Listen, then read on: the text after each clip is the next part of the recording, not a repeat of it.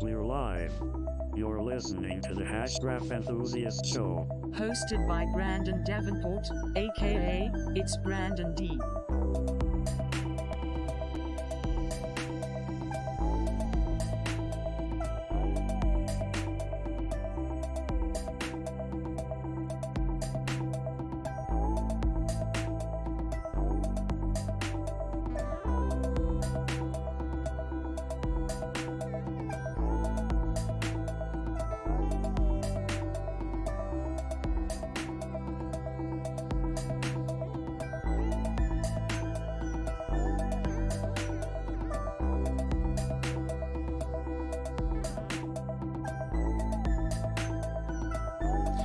Well, hello everybody.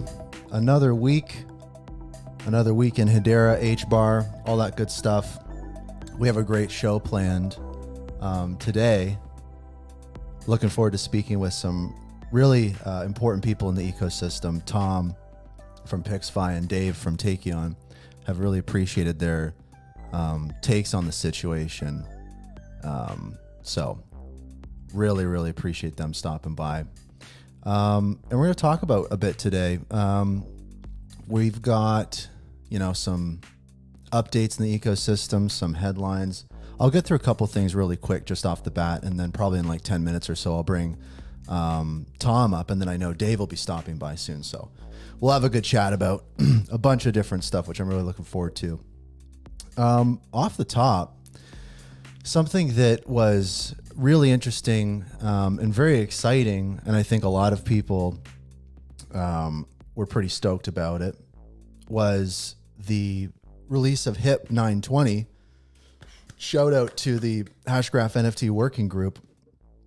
They've been working really hard on stuff, and I wanted to just quickly pull this up, and we'll just take a quick peek at this. But this is HIP 920. This is music metadata standards for NFTs on Hedera, and the group we can see here. We've got Ty from Swirlds and Andrew from TuneFM and Vicente from Vicizi and Tyler from HashPack and Ash from Swirlds and Milan from APs and Joshua, my good pal, and we and other folks in the group worked together. The community really came together on this. So this is really big. I've talked everyone's ear off about it on previous episodes, but just wanted to say great job to that whole group. This is an official HIP now. So if you're building music stuff on Hedera, check it out.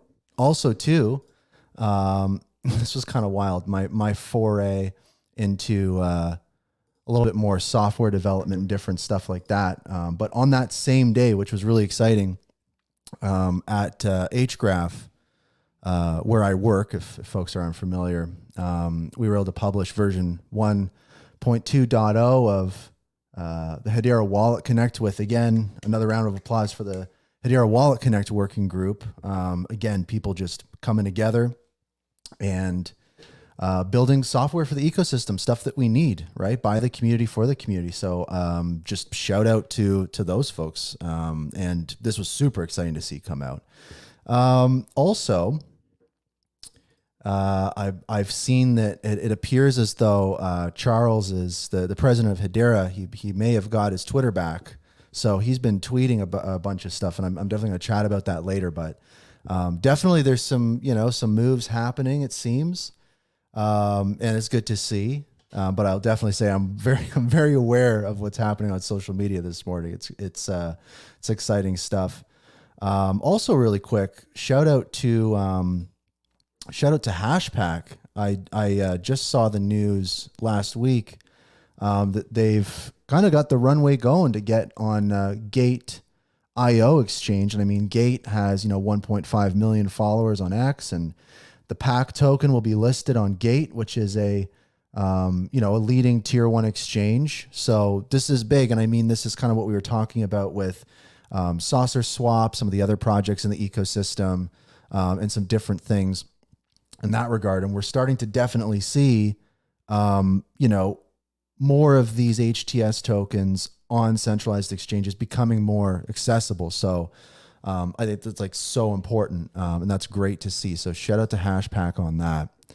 Also, too, a Hedera use case that I literally just quickly mentioned, but it looks like TuneFM got a mention in Rolling Stone, which Rolling Stone magazine, which was really great. I mean, we've seen Galaxy mentioned in Rolling Stone, we've seen TuneFM now mentioned in Rolling Stone. So, seems that Rolling Stone has a series called Culture Council. And they're basically tapping into some more of this crypto Web3 type stuff. I know Galaxy has had some pieces there. So that's been really, really good to see. Good morning to Bones. Good morning to you, sir. Thank you for tuning in. It's great to have you here. Genfinity, always a shout out to Genfinity. You guys have been just doing incredible stuff. It was actually really, really awesome to be on there. We were on a Spaces recently. I was on a Spaces with Genfinity recently. We interviewed Neuron, also with the HBAR Bull. That was a fascinating conversation. What Neuron is working on with kind of the everything map. I think I talked a little bit about it last week, but that was a super cool Spaces last Tuesday. That Genfinity did with Neuron and myself and the HBAR Bull. Go listen to that. It was really, really cool. But shout out to Genfinity. Hederian Z, good morning, good afternoon, wherever you may be. So good to have you tuning in.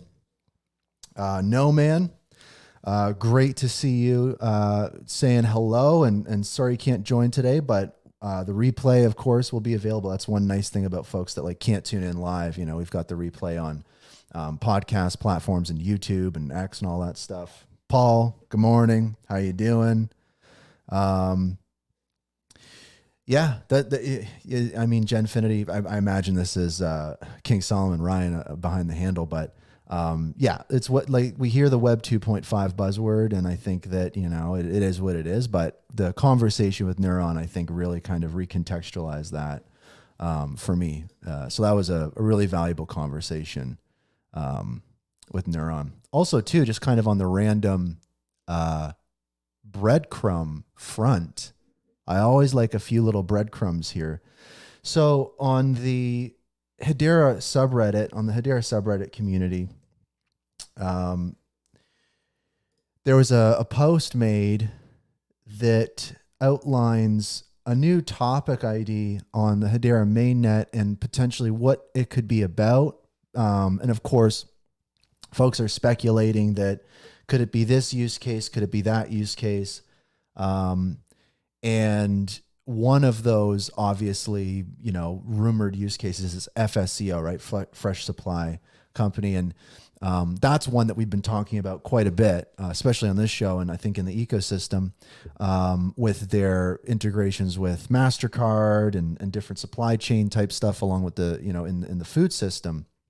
And it really kind of gets you thinking. So there's obviously a lot of speculation about what this could be, but for whatever it's worth on this, you know, FSCO themselves, you know, responds with the, you know, with the quiet, the lip zipped emoji. So whatever that means, maybe they have nothing to say. Maybe it has nothing to do with them. Maybe it does. I don't know. I found FSCO to be a little cheeky here and there.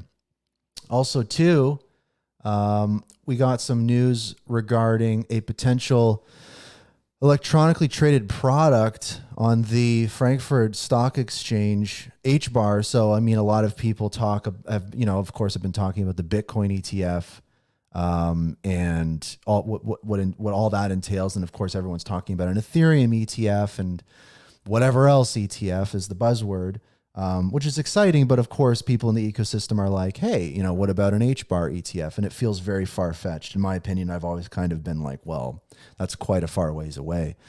But ETPs are, you know, very, you know, pretty much similar. It's an exchange-traded product backed by whatever asset. And, you know, as we see in the announcement here that's been passed around the ecosystem, in just a couple days here, the 18th, so just another 6 days, there will be an HBAR ETP listed on the Frankfurt Stock Exchange. So that's a kind of a big move. And something else that was pointed out by frequent listener of the show, and I'm a huge fan of them, HBAR Tata, just highlighted that the company that is going to be doing this is Valor Funds. And we know kind of this face from, X Pomp, right?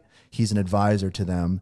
And he's been on interviews, and recently he said, the more risk that is present, the more someone on Wall Street will seek out the opportunity. Wall Street investors are going to flock to the altcoin market the same way that they flocked to zero-day options. So, if we look at breadcrumbs, if we look at different stuff like that, who knows? But there's definitely, maybe some dots to connect, maybe some things like that. But I know what's on everyone's mind right now. I want to bring Tom up, and basically we've got a bunch of stuff to talk about. I know Dave is going to be stopping by the show soon as well. And I know that what's at the top of everyone's mind right now is kind of, what's happened, the conversations around the HBAR Foundation, what all of that means, kind of the radio silence, all of the different takes that we've seen. I had, Grelf on the show last episode, and we have a long conversation about that. He kind of highlighted these three groups. Where do you land in those three groups?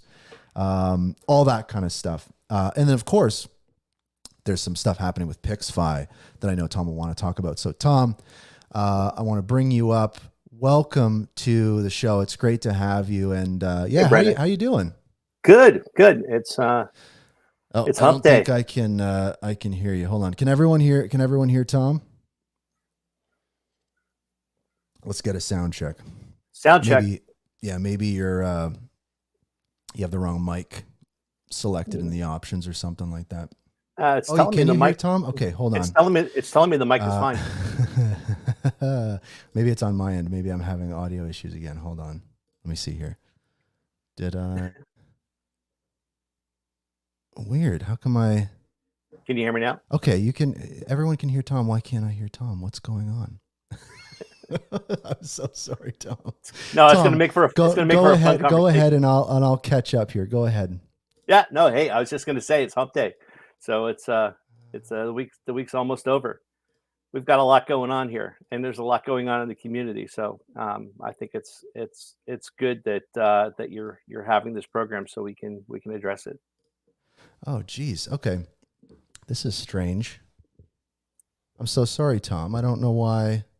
No, it's all right, man. My audio isn't coming through. Let me try something here real quick. Let me switch to a backup here. This is what happens when we're doing stuff live. Right. Let me just quickly see what's going on here. We're troubleshooting on the fly here. Hey, Tom, try again. Let me see if I can hear you. Can you hear me now? Oh my goodness. This is killing me. This is killing me, Tom. I don't know. Oh my God. Okay. Why isn't this working? Okay. What I'm going to do is I am just quickly, Tom, I apologize. I'm just going to bump you down for a second. I apologize to everybody. Let me quickly see if I can figure something out because I can't hear Tom on my end and I don't know why. So please bear with me really quick. Thank you.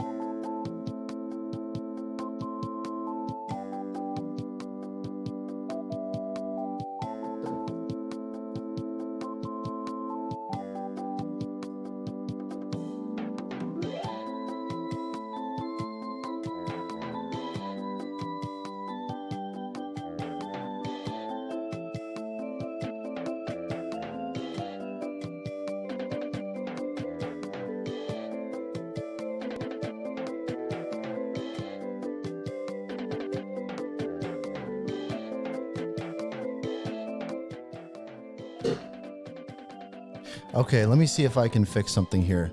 Just in the meantime, so let's check this out really quick. Let me see if this has helped here. So hold on, let me quickly throw myself in here. I'll throw Tom in here, and then Tom, give me a test real quick. Testing 1, 2, 3. Okay, I've got you on my phone. So give me one more second. We'll get this sorted. I apologize, Tom. Thank you. No worries, brother. Thanks, everybody. Hang tight. Hang tight.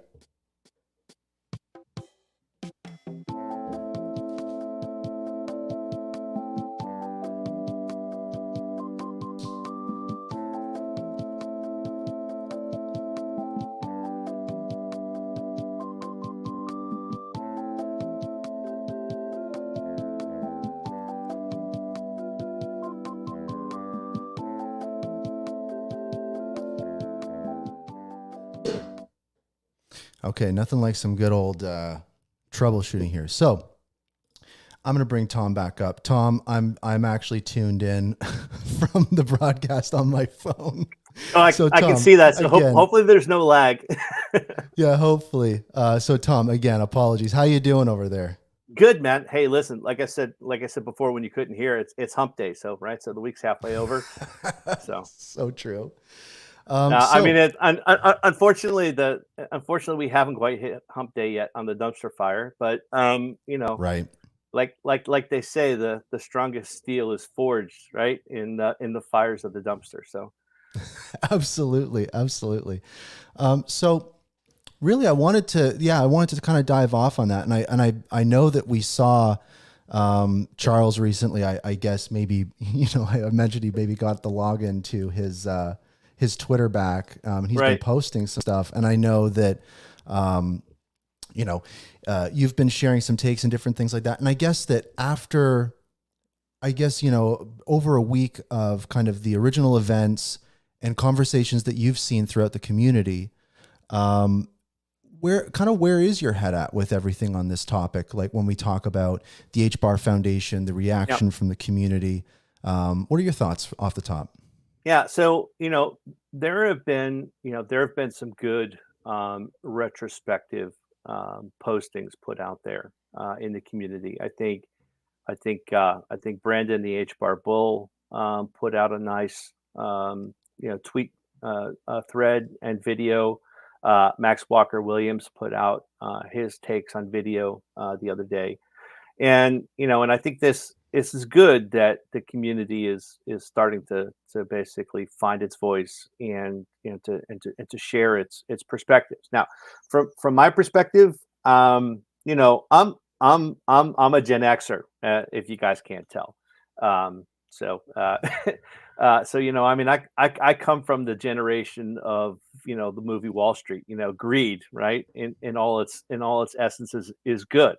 Capitalism is what drives markets, and I being an 80s baby, we spent most of our time thinking that things like socialism and communism were bad, right? So that was the world that I grew up in. And so this idea that everyone has to win, everyone gets a gold star, that's not the world that I came from.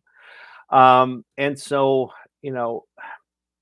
this idea that compensation packages need to be visible, that doesn't exist anywhere in the real world. There's no outside of a publicly traded corporation where the senior executives have S forms with the SEC that basically define what their comp packages are. That's the only place you're going to see those. But in private organizations, it's not commonplace. And I believe that if someone is offered and hired to do a job, it's up to them to negotiate the best package for themselves that they possibly can. And I can never fault anyone for doing exactly that. Now, that being said, one thing I do know about private organizations, one thing I know about a lot of projects in Web3, about a lot of layer ones and layer twos and not-for-profits, where there are tokens involved, there usually are rules. right? That these organizations have charters, right? They have governance documents, and they have guidelines for when it's appropriate to sell and how much to be selling. And those are some things that from the perspective of looking at Hedera. Um, while I've never seen any specific documents in the Hedera's governance uh, uh, document, right, the LOC agreement, we do know that both Mance and Lehman have spoken on multiple occasions, answering questions back in the town hall days about what was appropriate for them to sell and when.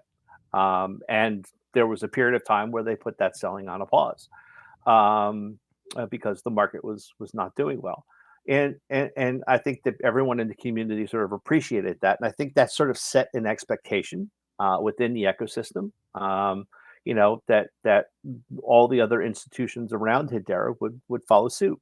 So I think that's sort of the origins of that. So I mean, I understand that they're very large numbers, and that people aren't seeing the performance for that level of compensation, and I think that's probably the heart and the essence of this. Most people that I've talked to, they don't really care how much money Shane and the other people at the foundation are paying themselves.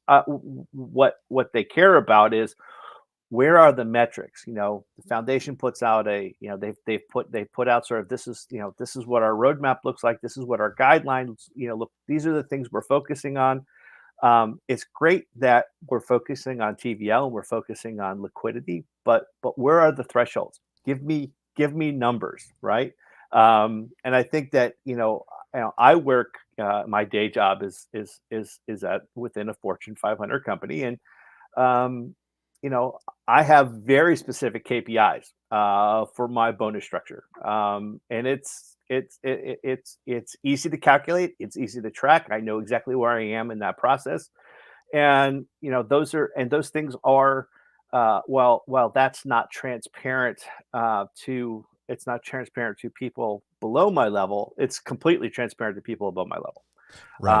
Right. So I mean, I think that there's a lot of people here who are working in Web3 also have other jobs, and they're used to having performance bonus structures.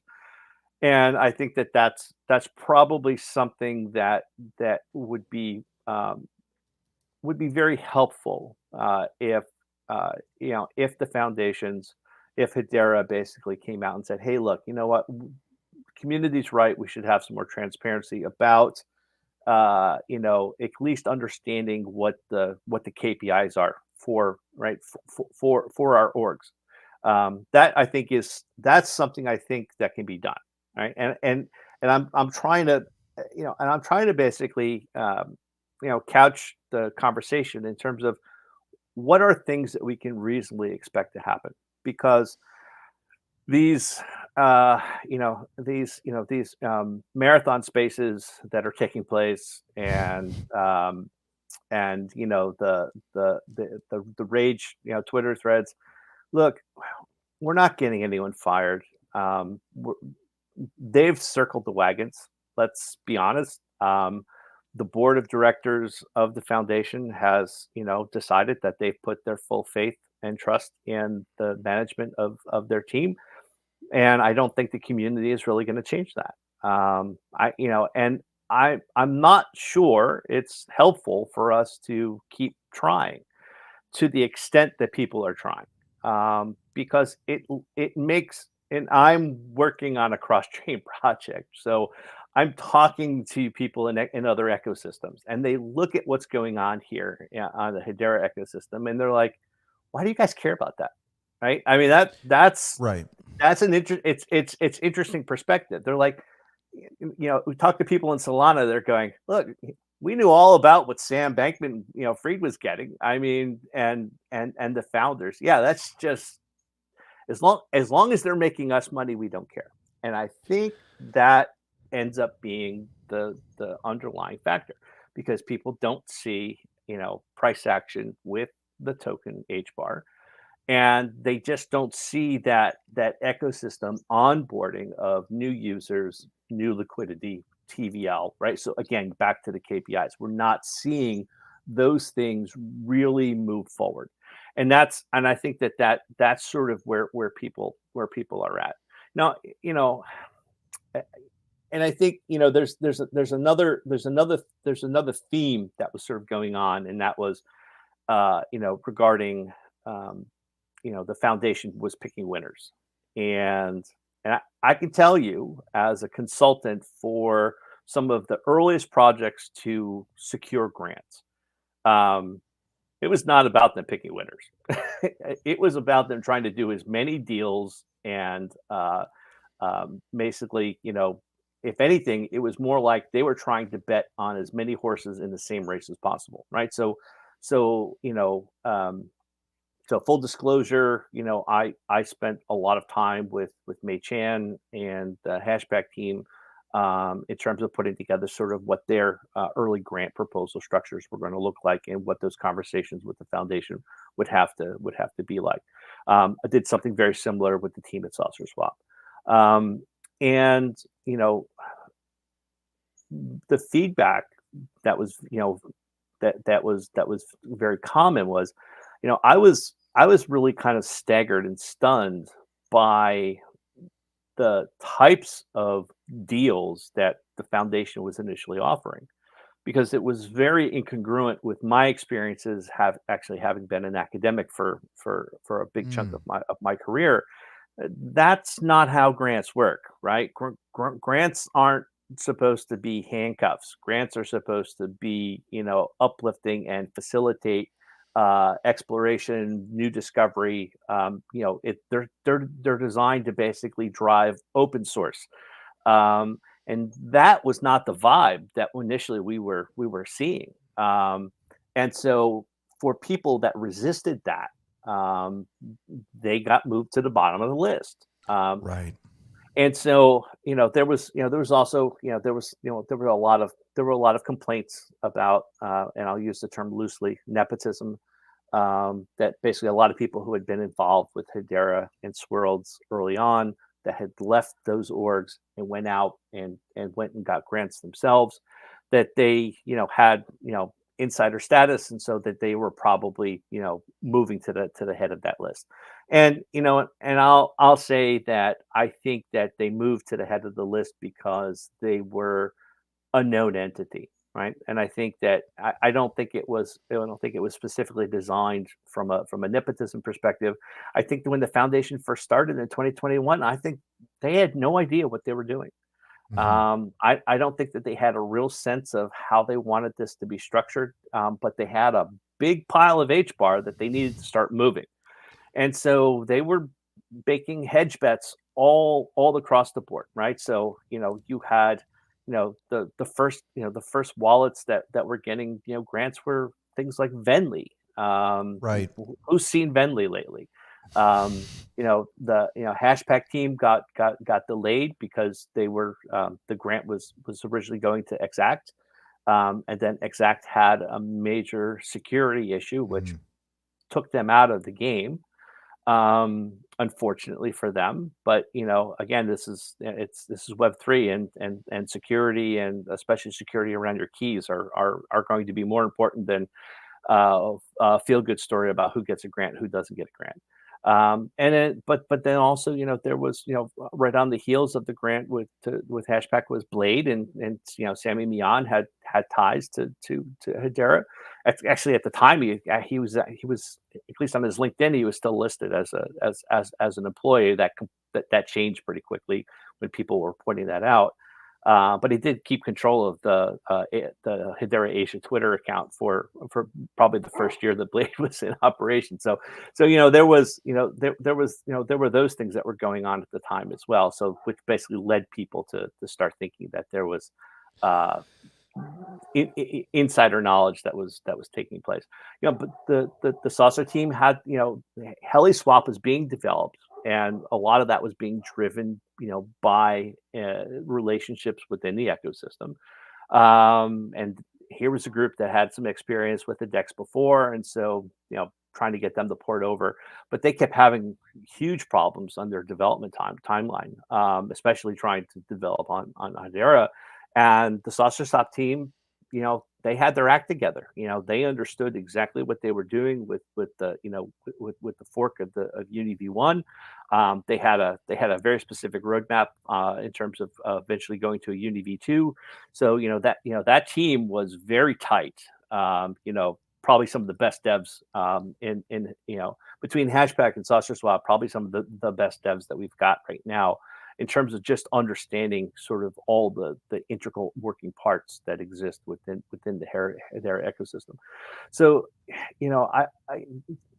people seem to think that they had it easy, but I mean, I can tell you personally, because I was there. It was a struggle. It was a constant struggle for them to get the support that they needed to be able to build the tools that they were building. Absolutely. And I think those are great points. I think that's like a big aspect of this is just that lack of visibility, lack of information, lack of transparency. Like I put out a tweet recently where it's like the risks associated with not being transparent enough are greater than the risks of being too transparent.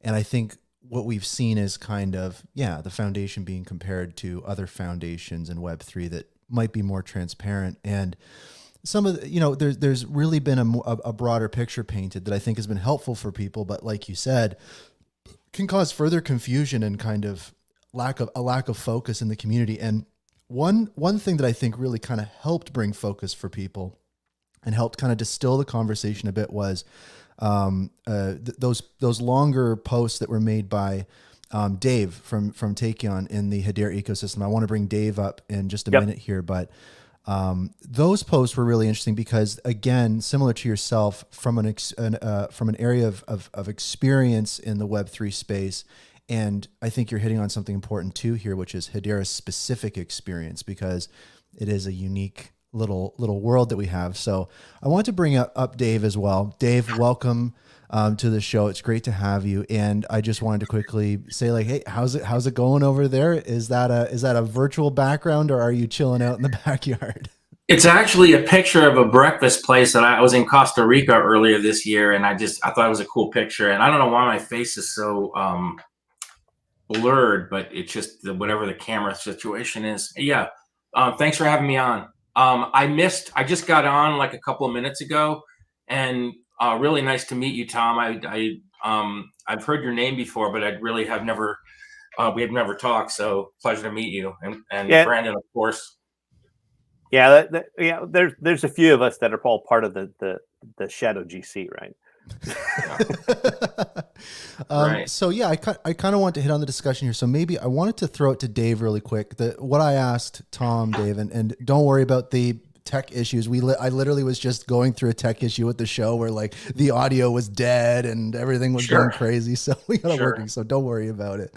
I was going to ask you kind of, not that the dust has settled, but after some time to digest kind of the initial impact of what was, what the bombshell was about that hit the community in regards to compensation, different things like that, the broadening of the conversation, and kind of what you've seen and what you've distilled. I'm really curious to kind of see, like, at this point, like, kind of where's your head at with all this? What are your insights that you have? Where are you kind of thinking that this could go, Yeah, so I mean, I think in some of the posts I tried to articulate that really, I mean, I chose this platform from a technical standpoint to build my project on, and our project was funded by National Science Foundation, Department of Defense, Air Force, DOE, and we just are ending those contracts. So we've been planning on kind of launching our own token, our own mainnet, but we've had to been very careful about how we do that.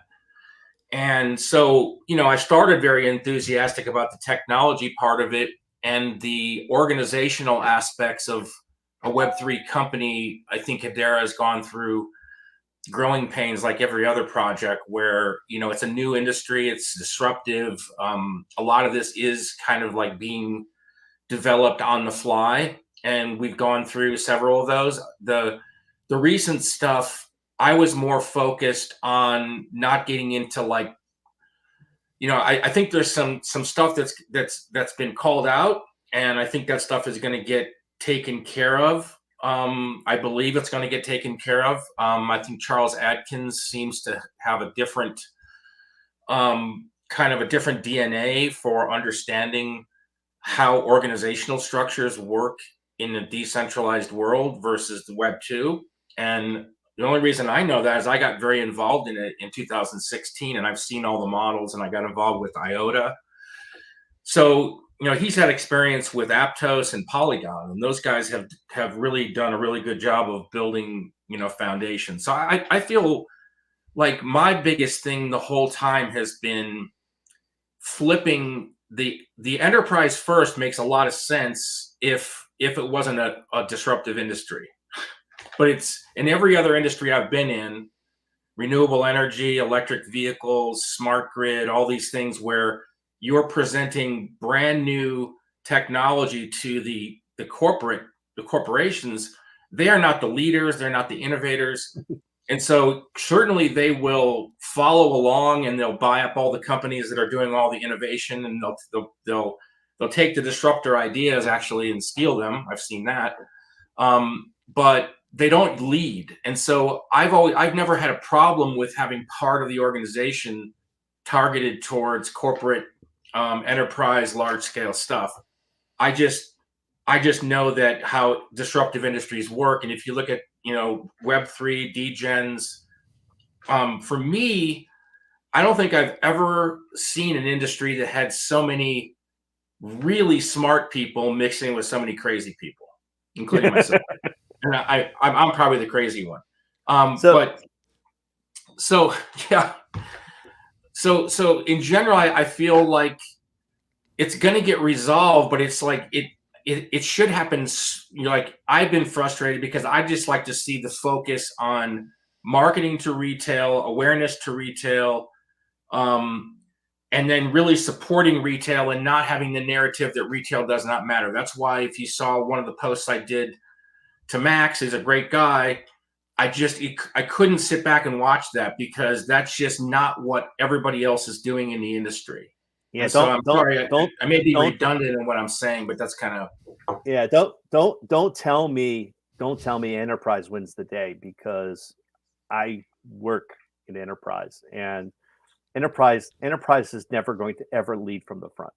Right. I mean, everyone loves the transactions that are coming from IO. I'm telling you right now that started out for them primarily as a proof of concept, because they're just basically they're back building the database now, right? I mean, that's what all of this is. The real commerce and all of those other aspects of that business will come later. But this is this is how they get that process started. Just like a lot of the other enterprise use cases that we have been able to see, but what we're not seeing is the enterprises contribute infrastructure, right? So whatever infrastructure they may have, they're building for themselves, and I think that this is the piece that I think is critically important, is that what the network needs is we just need more infrastructure, right? I've had a conversation with Charles specifically about look at obviously he came from Aptos, but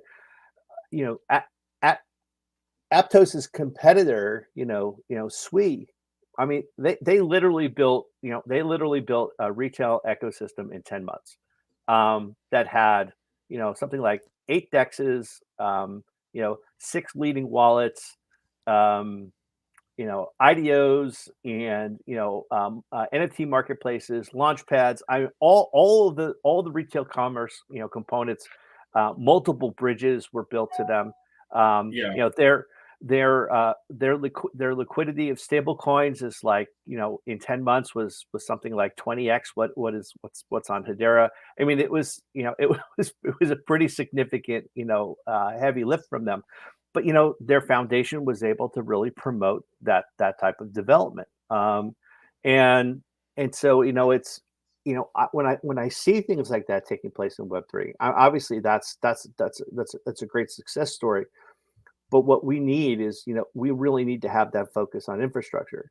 And those are the things we just don't have. I mean, we've been, Hedera's, maintenance coming up on what, 5 years live, and we still, we still have a bridge, which is it's our native bridge, which is critically important to have a native bridge on a network. But that native bridge still hasn't been able to build a connection to Solana, which is probably the largest retail ecosystem that's out there. I know the guys at Hashport and BCW, and I know that that's something that's high on their list, but they just don't have, they don't have the support that they feel that they need to be able to not just to do the building, but to sustain it, right, until critical mass is reached. And I think this is the critical piece. So you had mentioned, National Science Foundation grants. Huge component of NSF and NIH grants are salary. Because when the government's giving grants, it's incredibly important to them that the scientists are actually being compensated for the work that they're doing. And I would say majority of the large grants that I've been involved with, salary was 60-70%. The additional reagents and materials are insignificant compared to the salary component. But students depend on that support. If you're a graduate student in chemistry and biology, those are actually critical components. Our foundation has a problem with that. We're not giving our devs and builders the proper compensation that they need to keep building, right? So we're treating the ecosystem like a series of Legos, right? And so okay, we're going to pay for this one piece of block here, we're going to pay for this little block over there, but we're not taking care of the rest of the components that are involved in there. And anyone knows, from anyone who's actually ever run their own business, understands that product development is the relatively inexpensive part. It's maintaining and sustaining and supporting that aspect that's critically important. You don't just go build a wallet and then not have a support mechanism for that. You don't just build a wallet and just stop building and never add new features, right? Just as an example. And so, I mean, I think that this is the piece. Now, is it maybe sometimes some of the projects weren't, speaking up specifically about what they were really going to need to be able to support a product? Did they, maybe they were relatively new at this? Yeah, I mean, there's probably some of that, but I mean, that's something else that I think that we as a community, as an ecosystem, can do, is really provide that sort of crowdsourcing of knowledge. A lot of people will pan degen discords like Club HBAR, but I'm going to say this right now, and big shout out to all my friends out there at Club HBAR. The builder community within that group is extremely talented, as well as the business acumen that exists there. People there can basically ask questions of some of the community leaders there, and we'll go off and have conversations in DMs about specifically about okay, well, here's how you want to be able to position this. Here's your marketing strategy you might want to pursue. Here's how you might want to think about structuring your finances for taking care of these things. These conversations they are taking place all the time. I would love to see that level of mentorship in the Hedera Discord, because I think it's not just important in terms of being able to build the ecosystem, to build the infrastructure, but it's important to be able to maintain it and sustain it. What was the point of giving a grant to Zeus when Zeus eventually just went away one day and never came back? And thank God we had the folks at Centex to come along and step in and fill that void. So I mean, these are the kinds of things that we just don't have. From a foundation perspective, there has to be a follow through, right? So when I had NIH grants, I always had to give annual reports. That may have been a grant for 4 years, but we were always giving them an update of the status. And there was always a mechanism, right? There was always a mechanism if we needed basically to, if we needed to basically address a gap to target, there were mechanisms to take place there, both within our own academic institution, but also in terms of the conversations with that grant org. There was always a little bit of extra grant money available just in case that people had gap to target. And so because the results was more important than what the actual number was. And so I think that, again, this is where, from a community perspective, people are, talking about transparency. What I'd like to see is a very detailed roadmap. I'd like to see a detailed roadmap, and I'd like to see very specific KPIs. This is Web3. It's all the data should be on chain. We should be able to measure all of these things. We just need to be able to figure out what those are. And I think that and I would expect that Swirlds Labs, Hedera proper, the governing council, they should all be weighing in. And they should all be basically saying, no, these are things that, if we're going to be giving you big tranches of the treasury, these are things that we need to see you doing. And that wasn't done this last big tranche that they got. And I think that that's also part of contributing to the ongoing problem. Right. No, those are really good points. Yeah. So I've been building software for more than 20 years. I probably deployed 15 enterprise scale platforms in very complex stuff with AI and smart grid and mostly critical infrastructure. And what we're doing right now is really as enterprise as you can get. And, we're now going into this new mode where we're deciding, how are we going to survive in this ecosystem and keep building in Hedera. And it's been a little bit frustrating because, but it's just been frustrating, I'm sure, for a lot of developers. But I see the whole thing. I mean, certainly we need more tools, and I've worked with a lot of open source projects. But I mean, my guys, if you just point them to the GitHub and say, here's the tools, here's the SDKs, we figure out a way to bob the builder around anything or create our own components. That's not really our issue. It's that for a holistic ecosystem, there's this combination of developers, and then there's small startups building, and a lot of the Web3 DApps are not what the enterprises are working on. Atma's fantastic, supply chains are fantastic, all these complex systems are fantastic, but Web3 is about completely different things. It's DeFi, it's GameFi, it's Metaverse, it's all these other things that we really need to be fostering. And so one of my issues is it's not really from a technical standpoint. It's the flywheel you generate with meme coins and with retail engagement is you get all this buzz going, and you get all this people wanting to pay attention, and you get all this creativity, and everybody is spreading the word about the project. And the organizational structure, just from the beginning, to me, it was arrogance. I'm sorry. It's just it's hard not to just say it was. No, that's fair. Enterprise is superior. If we beat enterprise first, we're going to beat everybody else to the punch. And it did not really unfold that way. So I think there needs to be part of the organization needs to have vetted people with a lot of due diligence of the people that are running the part that's Web3 retail focused need to have demonstrated experience in this industry, past experience with successes, building communities, building this stuff. I've said, several times that I don't think the issue with I think there's a pretty good dev tooling. There may be a lack of some of the things to do the Web3 stuff, and it's more enterprise focused. Has to change. But if you don't at least get on par to the rest of the competition in terms of retail engagement, number of wallets, TVL, all that kind of stuff, what really makes me nervous is a very large corporation like Tesla could come in and say, hey, this is really interesting. We love your technology.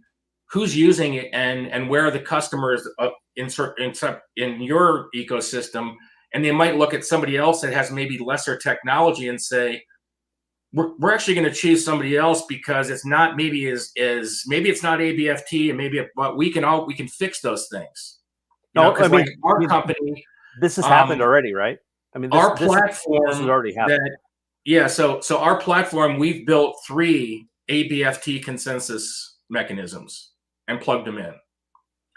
And the final one was plugging in Hedera consensus service. It wasn't a real complex process because we created open source code through Hyperledger to plug it into Hyperledger Sawtooth, and Sawtooth is probably going to become Splinter in the future.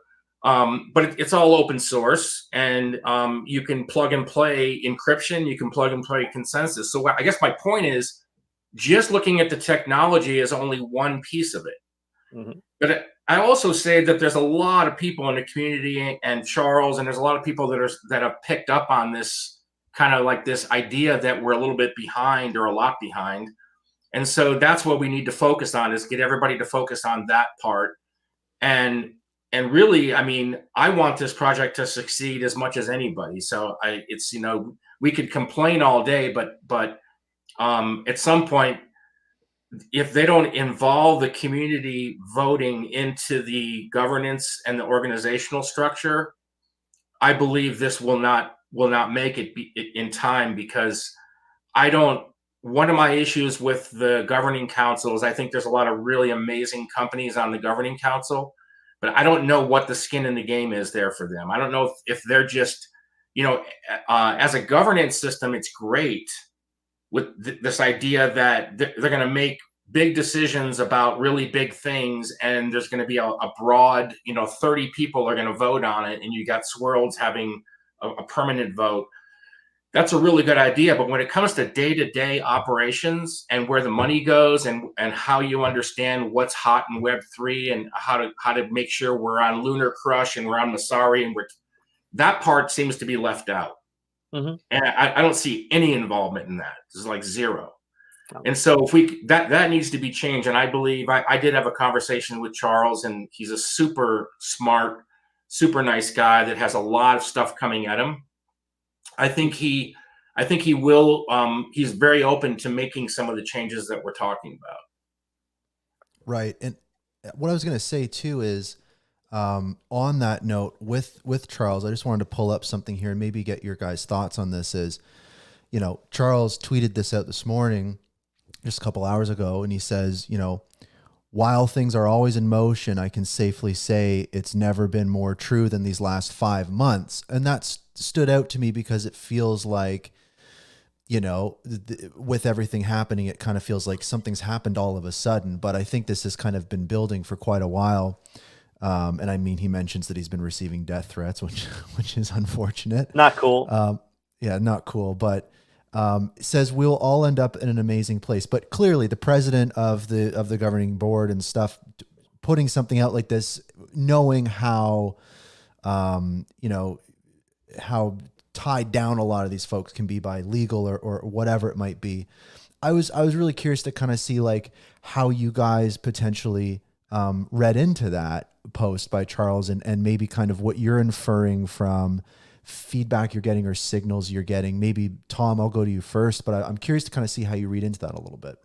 Yeah, I want to say, I think maybe the first conversation that I had with Charles was, he was asking what he thought about the community survey, and I said I think that's going to be great. And I said, but the critically important part of doing any sort of community survey is don't just do a poll, don't just take comments. There needs to be something actionable that comes out of them, because otherwise the community is just going to lose faith. And so I said, well, you have their attention, you have their engagement. There just has to be follow through to that. And and I can say that I just did my debrief follow up interview with one of the dev advocates at Swirls Labs. That was that's basically assisting Charles in assembling all of that. And the follow up questions were very, very specific. They They got into things like, what type of support mechanisms, are required for the community, right? What do your devs need to succeed? Was sort of the lead off pieces. And then on the other side, it was, let's talk about the perceptions of retail versus enterprise. And that was sort of the other big theme of the follow-up interview. And again, from my perspective, being somebody that's actually been, a startup entrepreneur, that's also been that spent time in a Fortune 500 company, my response there was, success for any marketplace requires, all of the above, right? You can't just be focused on enterprise. You can't just be focused on retail. There needs to be balance, and that balance is very delicate, right? Because perception means a lot. So if that you're pumping a lot of tokens through grants into enterprise because they're just churning out, TPS. That's fine, but then there needs to be very, very important amount of grant money also flowing into retail to be able to support that. But moreover, there needs to be sort of that social media follow-up component, right? You can't just say, hey, look at TPS, look at what Atma's doing. There also needs to be, let's talk about the features in HashPack, and let's talk about how we've been able to basically start up and build a wallet that can compete with a MetaMask or a Phantom, right? So let's talk about that. We don't see that type of spotlight on the retail community. We don't see a focus on, let's take a look at Hashport and let's talk about why this bridge is superior in many ways to other bridges that exist on other chains, and why we'd like to focus from a native services perspective. So again, we need to have these types of promotions, if you will, of our retail ecosystem to and the mechanism of this has to be a way so that this information is reaching all of Web3, not just the people that follow Hedera, because most of their followers are enterprise focused. Right. Right. And maybe, Dave, same question to you after kind of seeing that tweet from Charles and kind of reading into it a little bit. Where does your head go? Well, I guess I'm just going to kind of like address that, but also just kind of follow up with what Tom said, which is kind of, to me, it's an organizational structure issue. And to me, the lead should be the Web3 unit should be leading and training and informing everybody else in the industry. It's not the other way around. So if you look at currently what's going on is you've got Swirls, which is doing potentially private stuff and doing, building modules and building things to accelerate the Hedera algorithm, and who knows what's going on because it's not super transparent. But you've got the founders at Swirls. You've got HBAR Foundation. You've got the Hashgraph Association. You've got all these organizations, right, that I don't think they communicate to each other, and I don't think anyone's leading the other one. And so when I talk to Charles and I read Charles, my guess would be if he came from Polygon and Aptos, he's probably interested in trying to coordinate those organizations so it's all under one umbrella and they're all communicating.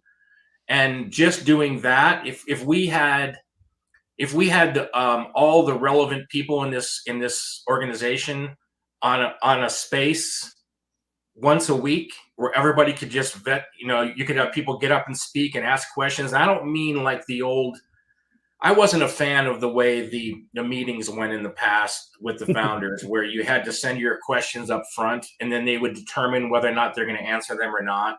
I found that curated. Corporate. That wasn't Web3. No, there's nothing about Web3.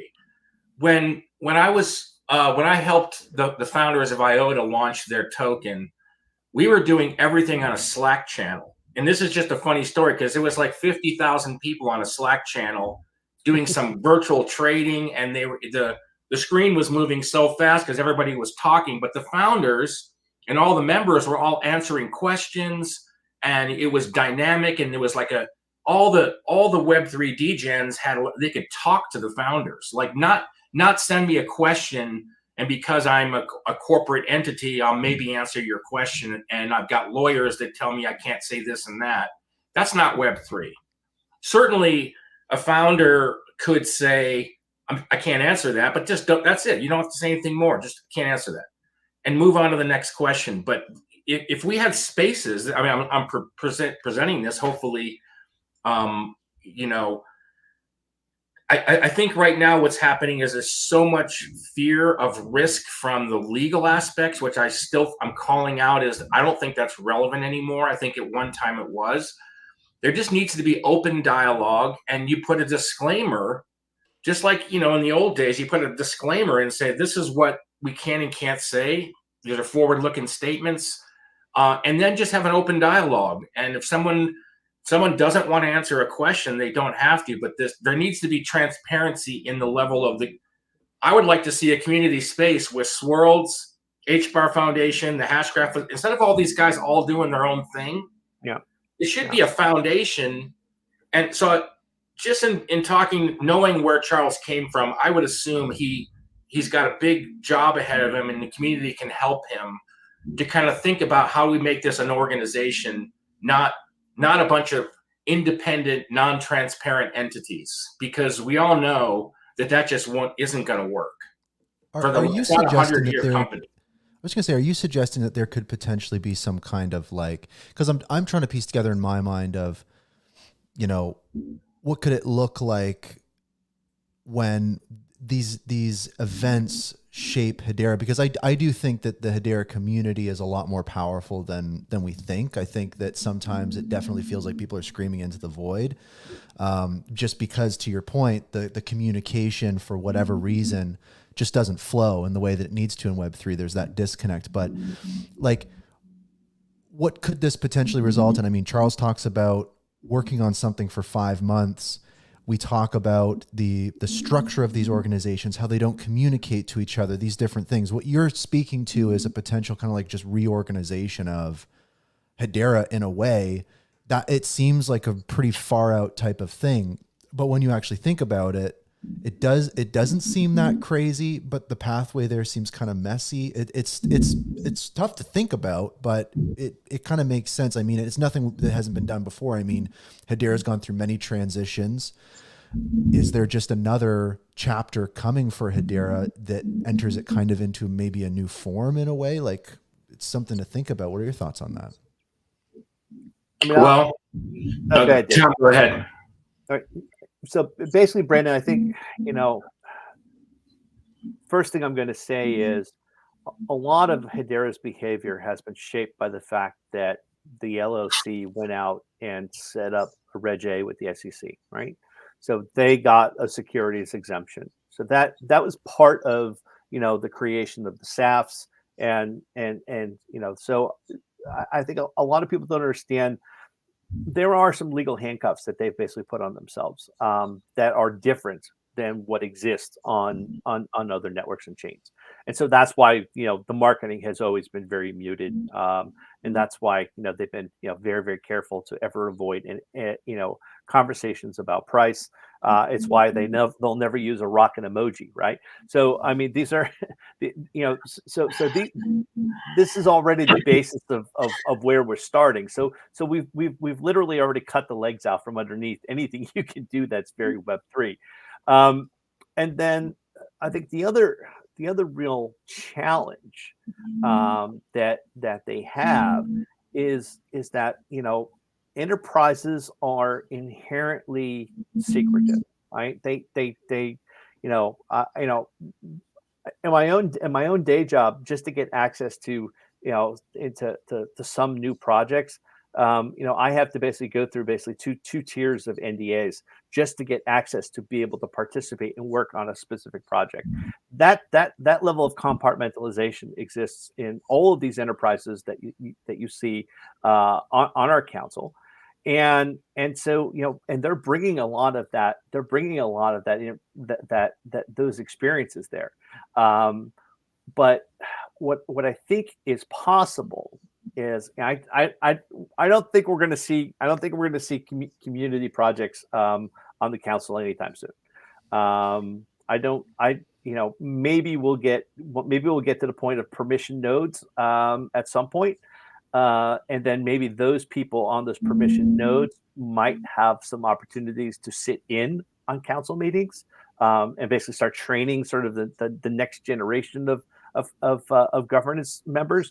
But yeah, in the short term, one of the things that I've actually mentioned to Charles is that, from just to take a page out of more of an academic book, but the next time they have a big on-site meeting with all the governing council members in attendance, the first night's cocktail party, let's have 20 ecosystem projects sit in that room, right? So that we know that the GC are meeting those devs and understand what those projects are building, so they get a good sense of what this retail ecosystem is looking like.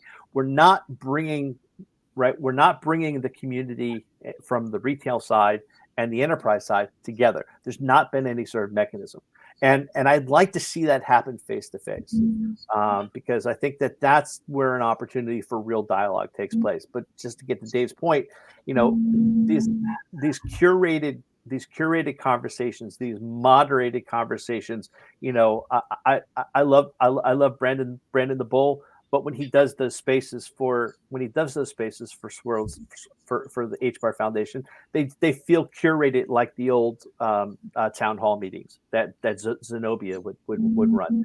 And so I think we need to basically get to some place where we know that the community members are having a chance to interact with the council members in a way that's going to basically allow for more cross-pollination. I can't imagine that for any of the activities that are going on within the governing council, that they're not going to need a wallet, that they're not going to need some type of microsite marketplace, that they're not going to need some type of token swap capability within the types of dApps that they're thinking about building. Well, why are they not just drawing from the talent pool that already exists within the network and being able to leverage that? One of the easiest ways to potentially support ecosystem projects is for them to basically do side deals with the corporations, the governing council. Again, working in a large enterprise, I can tell you, when we need expertise, we don't just go basically try to figure out how to do it ourselves. We go find the people who are the experts, and we basically bring them on as consultants. We bring them on as contractors. That is exactly how enterprise works.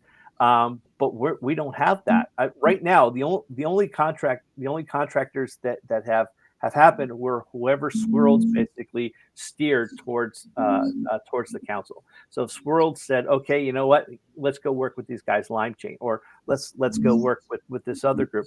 That's the only way any of those types of activities have taken place. But those organizations aren't actually doing anything within the ecosystem. They're not from the ecosystem. And I can tell you, knowing a lot of the devs, and Dave, I think is a great example, the devs within the retail community are professionals.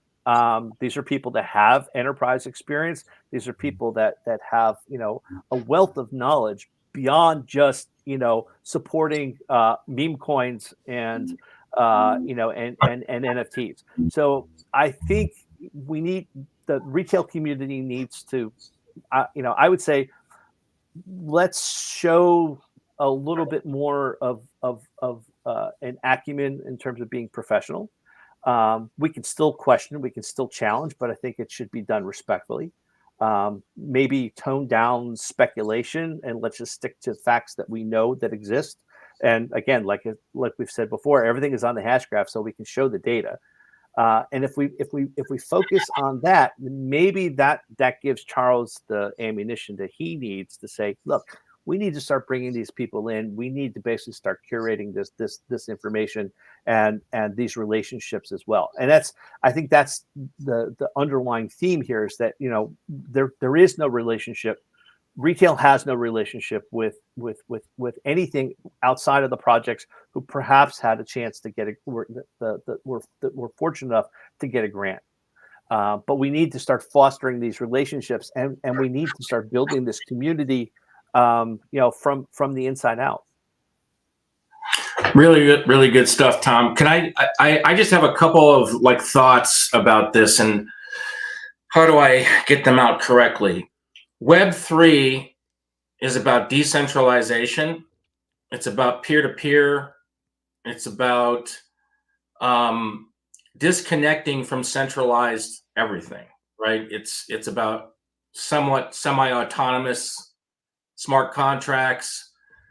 And so if you look at the theme there, if I was a corporation and I was looking at a new industry, a disruptive industry that's changing, that's completely different than the version before it organizationally, I wouldn't necessarily be looking at the organization and saying, if I'm going to build a 100-year company, it needs to look like it did 10 years ago. I'd be thinking, what's the new structure organizationally that goes with the technology? And so I don't believe this idea that because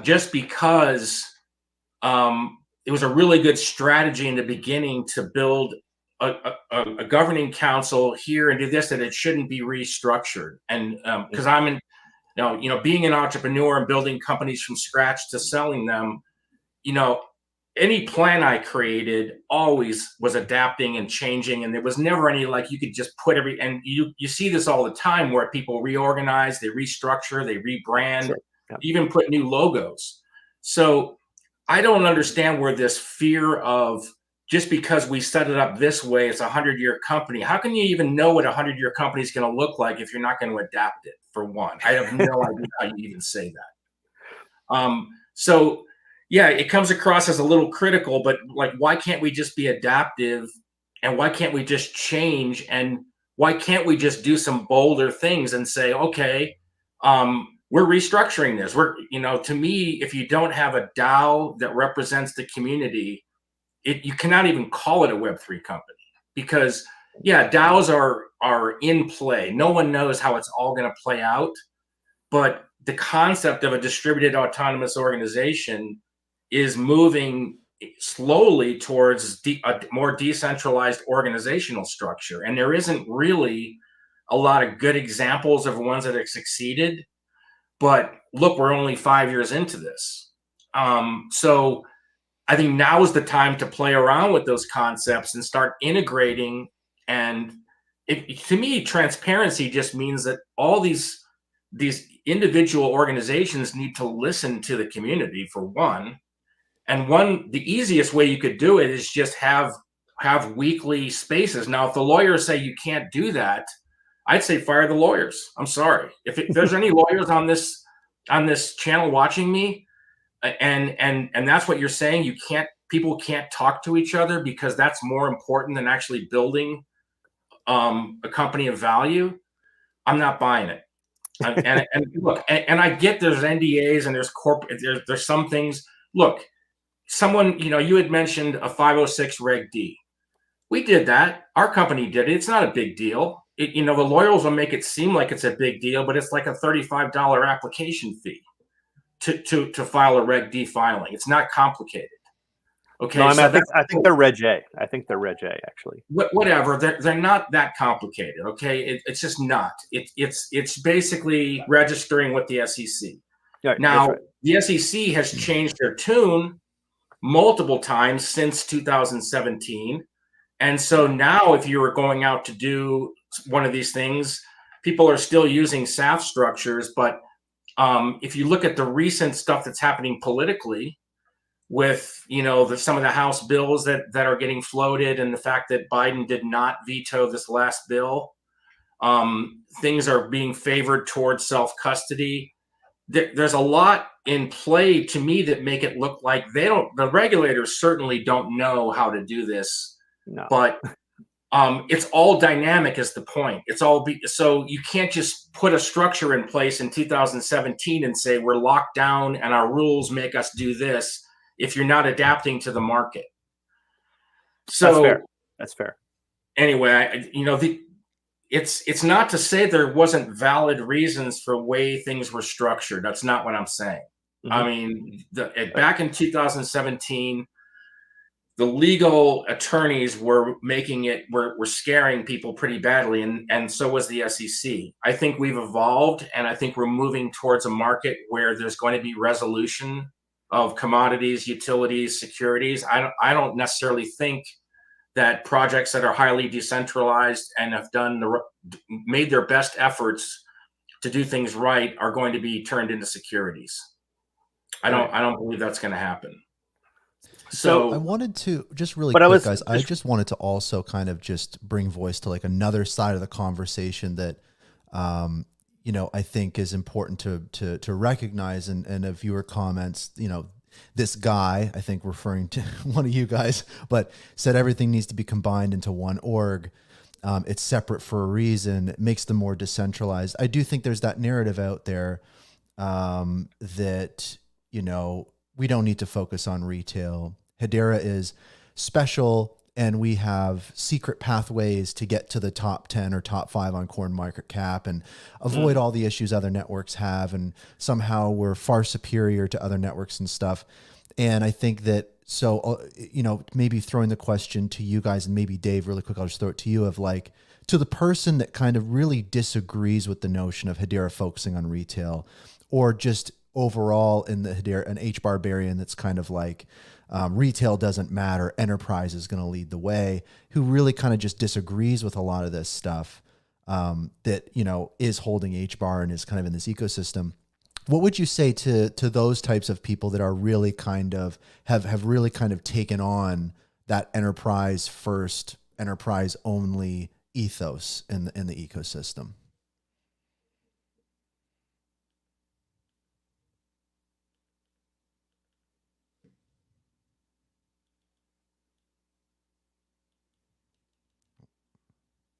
He's muted.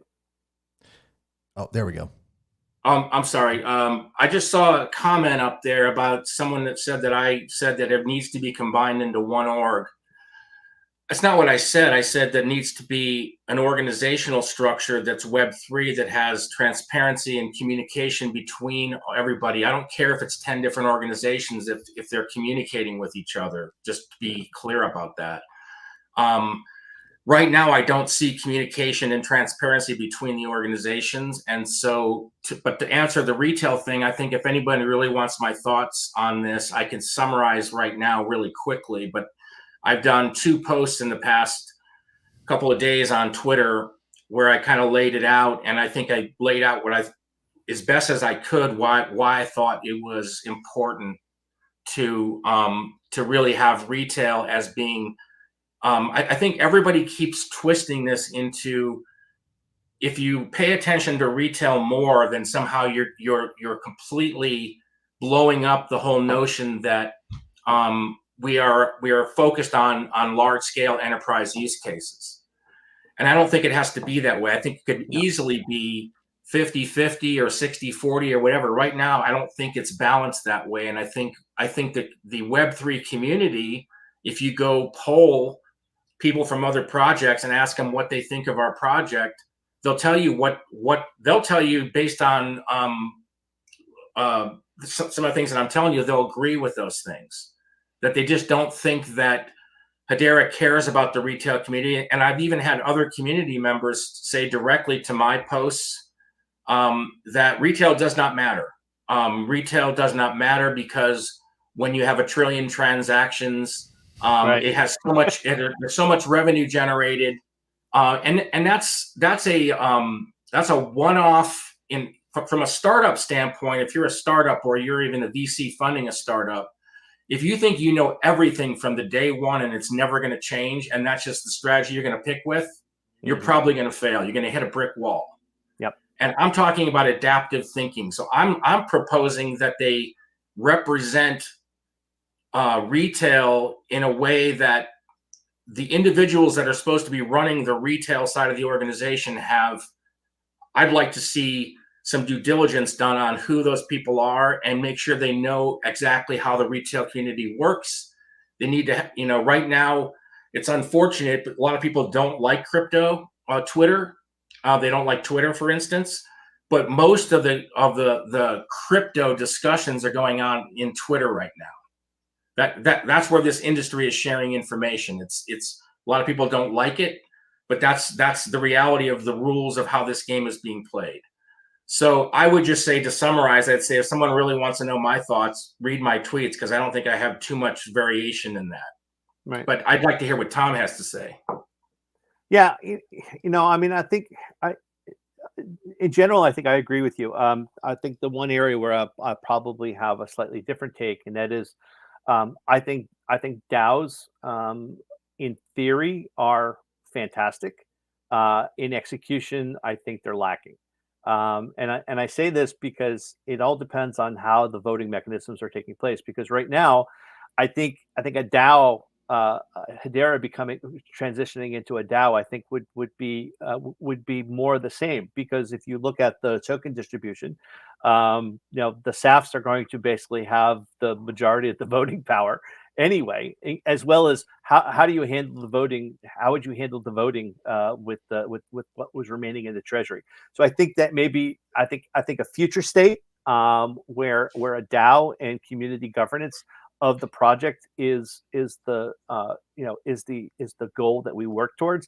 But I think we need to have a roadmap, and we need to basically understand how do we get from current state to that future state.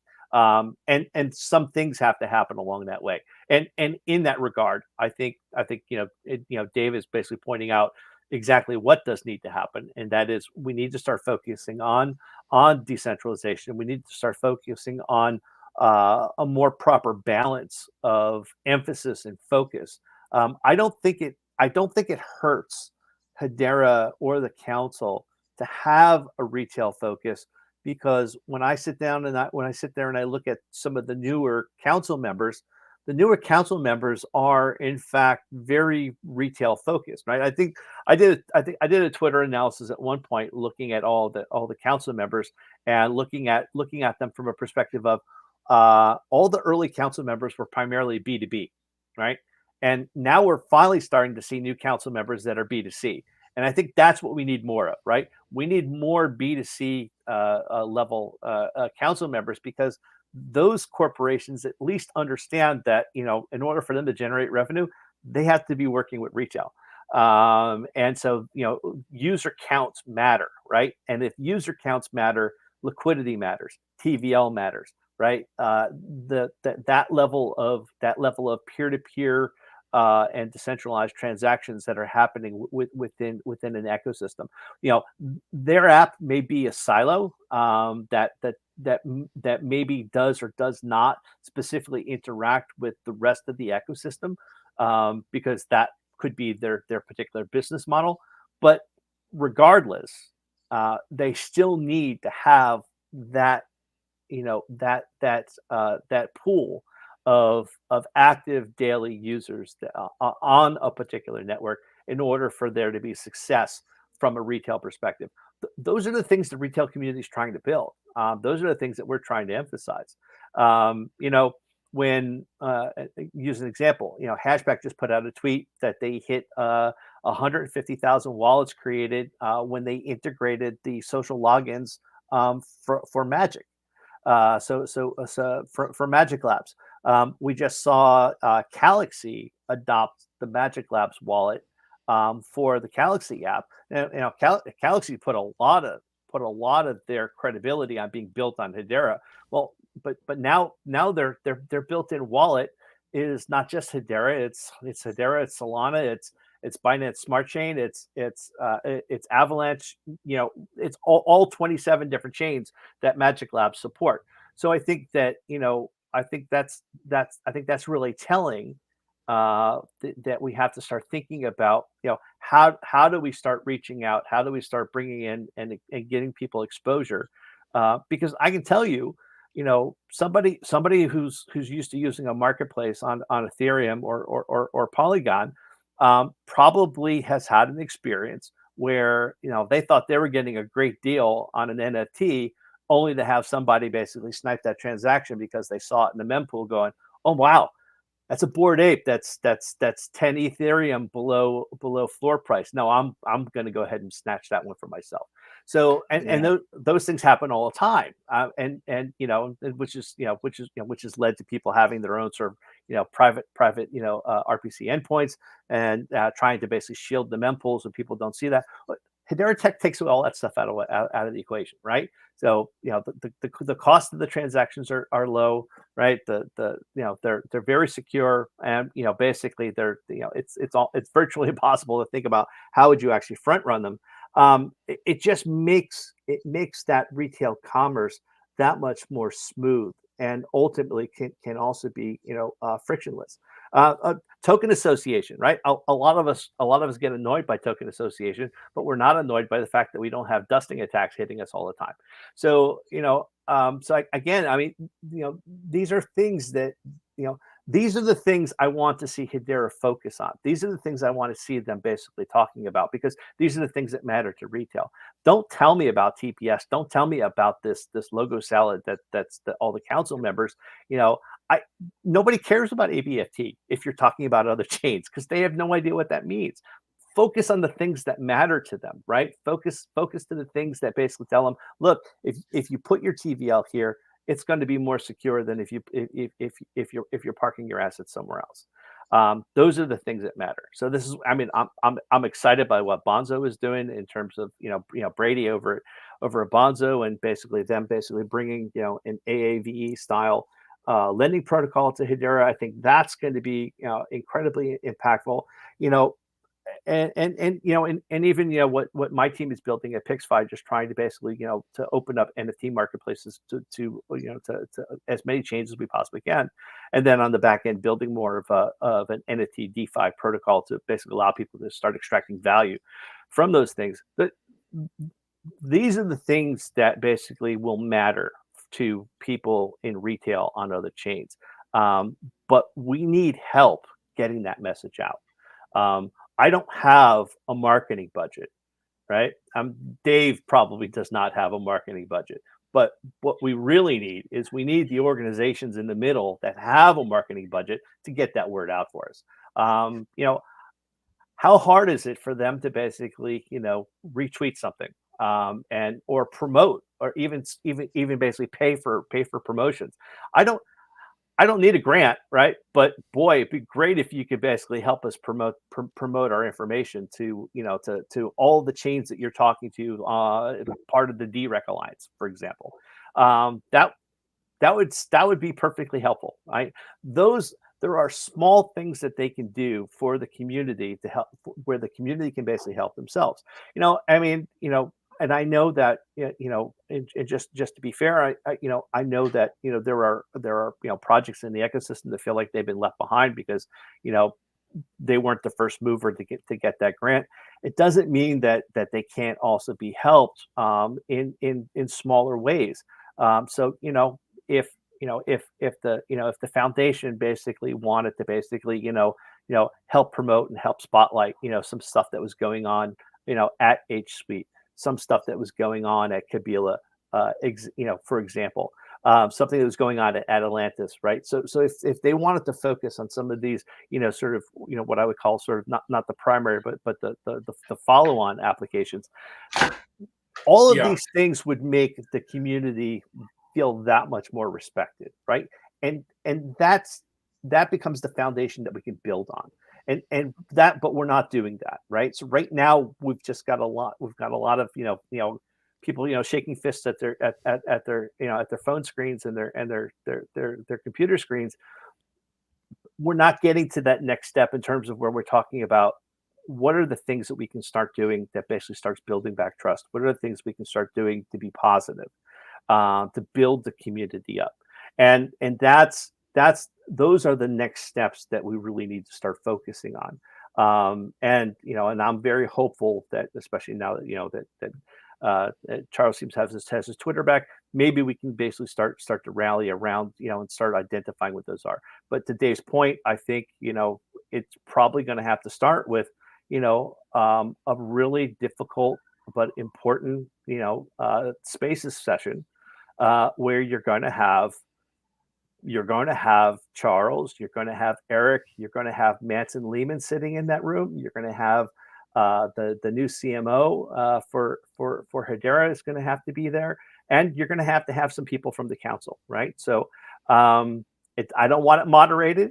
I want everyone basically to be up there on the speaker panel, and people from the community can just come up and ask questions.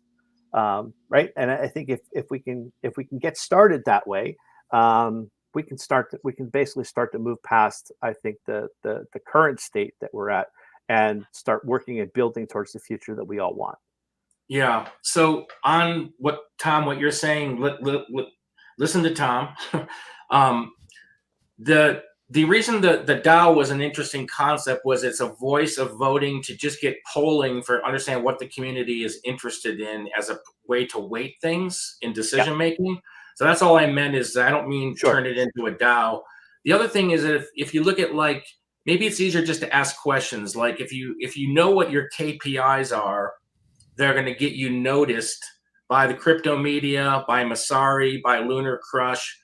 If there was more emphasis on thinking about holistically from the organization, what does Messari do in their annual report? What do they care about? They care about number of wallets. They care about TVL. They care about RWA. I'm not saying there isn't people talking about this as important, but it needs to be front and center. Those should be the KPIs that are paid address to. And I also think this is the part that's so interesting, is that the community has a lot of really smart people in it that understand this industry. And so to not listen to that voice and act like we're the corporations, we know what's better in a disruptive industry, is just not the way any industry has ever evolved. Listening to the title of this, I don't consider it little guy, but I guess, it's one of the notions. But I'm actually 6'2", so I'm not that small. But I'm just kidding. No, but the idea is, think about KP. I mean, the question would be, what would drive?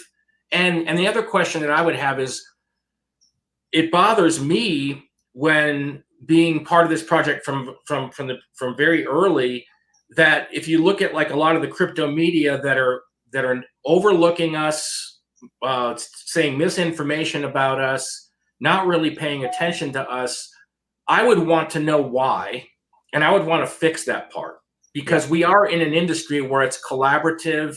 You've got Chainlink trying to connect all the chains together. You've got interoperability being discussed, which is kind of early. But because of that, we would want our brand to be like, we're one of the coolest chains out there. And I give kudos to Lehman and Mance deciding that we're going to do, that was just fantastic what Lehman did when he decided he was going to take his idea and basically make it look like it's everybody's idea. That was like one of the coolest things I've ever seen, because, this whole DREC alliance. Yeah. But at the same time, the media looks at us and is not fair to us. So if we start looking at like becoming really relevant on those KPIs that Messari, I actually read the Messari reports and I look at, and it's hard to get on their radar. But then if you go to like Lunar Crush, some people might think, well, who cares what the social imprint is? Well, corporations and investors look at that kind of stuff when they decide. And this is a redundant story, but I was in New York City 2018 when Hedera was launching, and there was a lot of really high net wealth family offices there. And essentially, I was listening to the presentations, and somebody in the audience asked a panel of 3 different very large family offices that were making big Bitcoin and crypto project investments. And they said, what's the most important thing in a DLT, a blockchain project that you invest in? And they said, brand. They said brand and how it's perceived in the market. And then they look at the technology. I just thought that was interesting. Yeah. So I've been trying to say that, for years and years, and that my voice has been sort of like, what I've noticed is the community now has kind of shifted from the narrative of, and I don't know if anyone's really said retail doesn't matter, but it's like, the point is, it doesn't matter whether or not someone said it or not. if that's how the perception is in the market from the analysts, the degens, the investors, the institutional investors, the Web3 investors, Everybody. you want to change that perception, even if you didn't ever say it. It's Absolutely. like, why wouldn't you want to fix that? Right. That's my point. Yep. No, I mean, perception is reality, right? Especially in our, it's 2024. That's, you can, whatever narrative you want to sell, if you can get people to buy it, then that's the truth. And that's what good marketing does, right? Marketing creates that reality. Absolutely. And I mean, marketing, geez, we could have a whole lot of discussion, but I mean, this has just been like an incredible conversation. We've been going for like almost an hour and a half now. And it's just, I really think that this is so important to discuss because again, both of you guys come from an enterprise background, understand this type of stuff, also the startup side, also the Web3 side. And it's really important, I think, for a community that a lot of people in HBAR, maybe it's their first foray into crypto. I think there are a lot of novices in this ecosystem. And I do think that this is a time when we can look to people with experience in a lot of ways. And I guess maybe because I know that I want to move on to talking about your guys' projects for a minute, but I guess a quick last question on this is, and I'll go maybe to Tom first, is it sounds like I agree with your observation of the community is very loud and energized and fragmented in their attention. And I think that we can be effective if we can find a focus for the attention. And what would you say to just the broader Hedera community of where best maybe to focus that attention in regards to what are we watching? What should we be looking for? What should we be filtering out? How can we turn down the noise and find that signal? So I had a friend of mine that spent a lot of time on another chain. I won't say which one. And he basically, I asked him, I said, what's your perception of Hedera, in particular of the ecosystem? And he basically just said, oh, it's the testosterone and tears network. And I said, yeah, that's just not the image we really want to have, right? Oh man. I like the first part, but the second part just is not. I think and I think that basically what that means is that that we've created this perception that that we've bought into this mantra that we're better, and it's and I kind of look at it's like a little league team walking onto onto the field in Yankee Stadium and basically telling the Yankees we're better, and the Yankees are looking at these kids going, talk to us in 15 years, and maybe you might be. And I think that's the reality that we as the Hedera ecosystem need to really understand, is that we're not ready for prime time yet, right? We're not ready for the big show. We've got to put our time in, and the way we put that time in is we put our heads down, right? We build things better. We create opportunities for wealth generation. We create opportunities for cross-chain interactions. We do all of the things that we know because of why we know things are better. But we have to stop saying it. We have to start showing it. And so I think that's if we as a community can be focused on that, I think then that basically sets us up for a lot of great success. Because if we're not just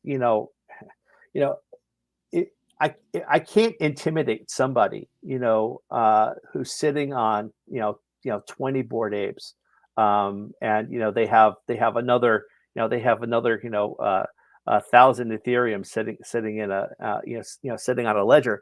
I can't convince them to basically just move all of that to Hedera, because what are they going to do with it here that they can't do with it there? And that's the piece that I think that a lot of people in the ecosystem are not realizing.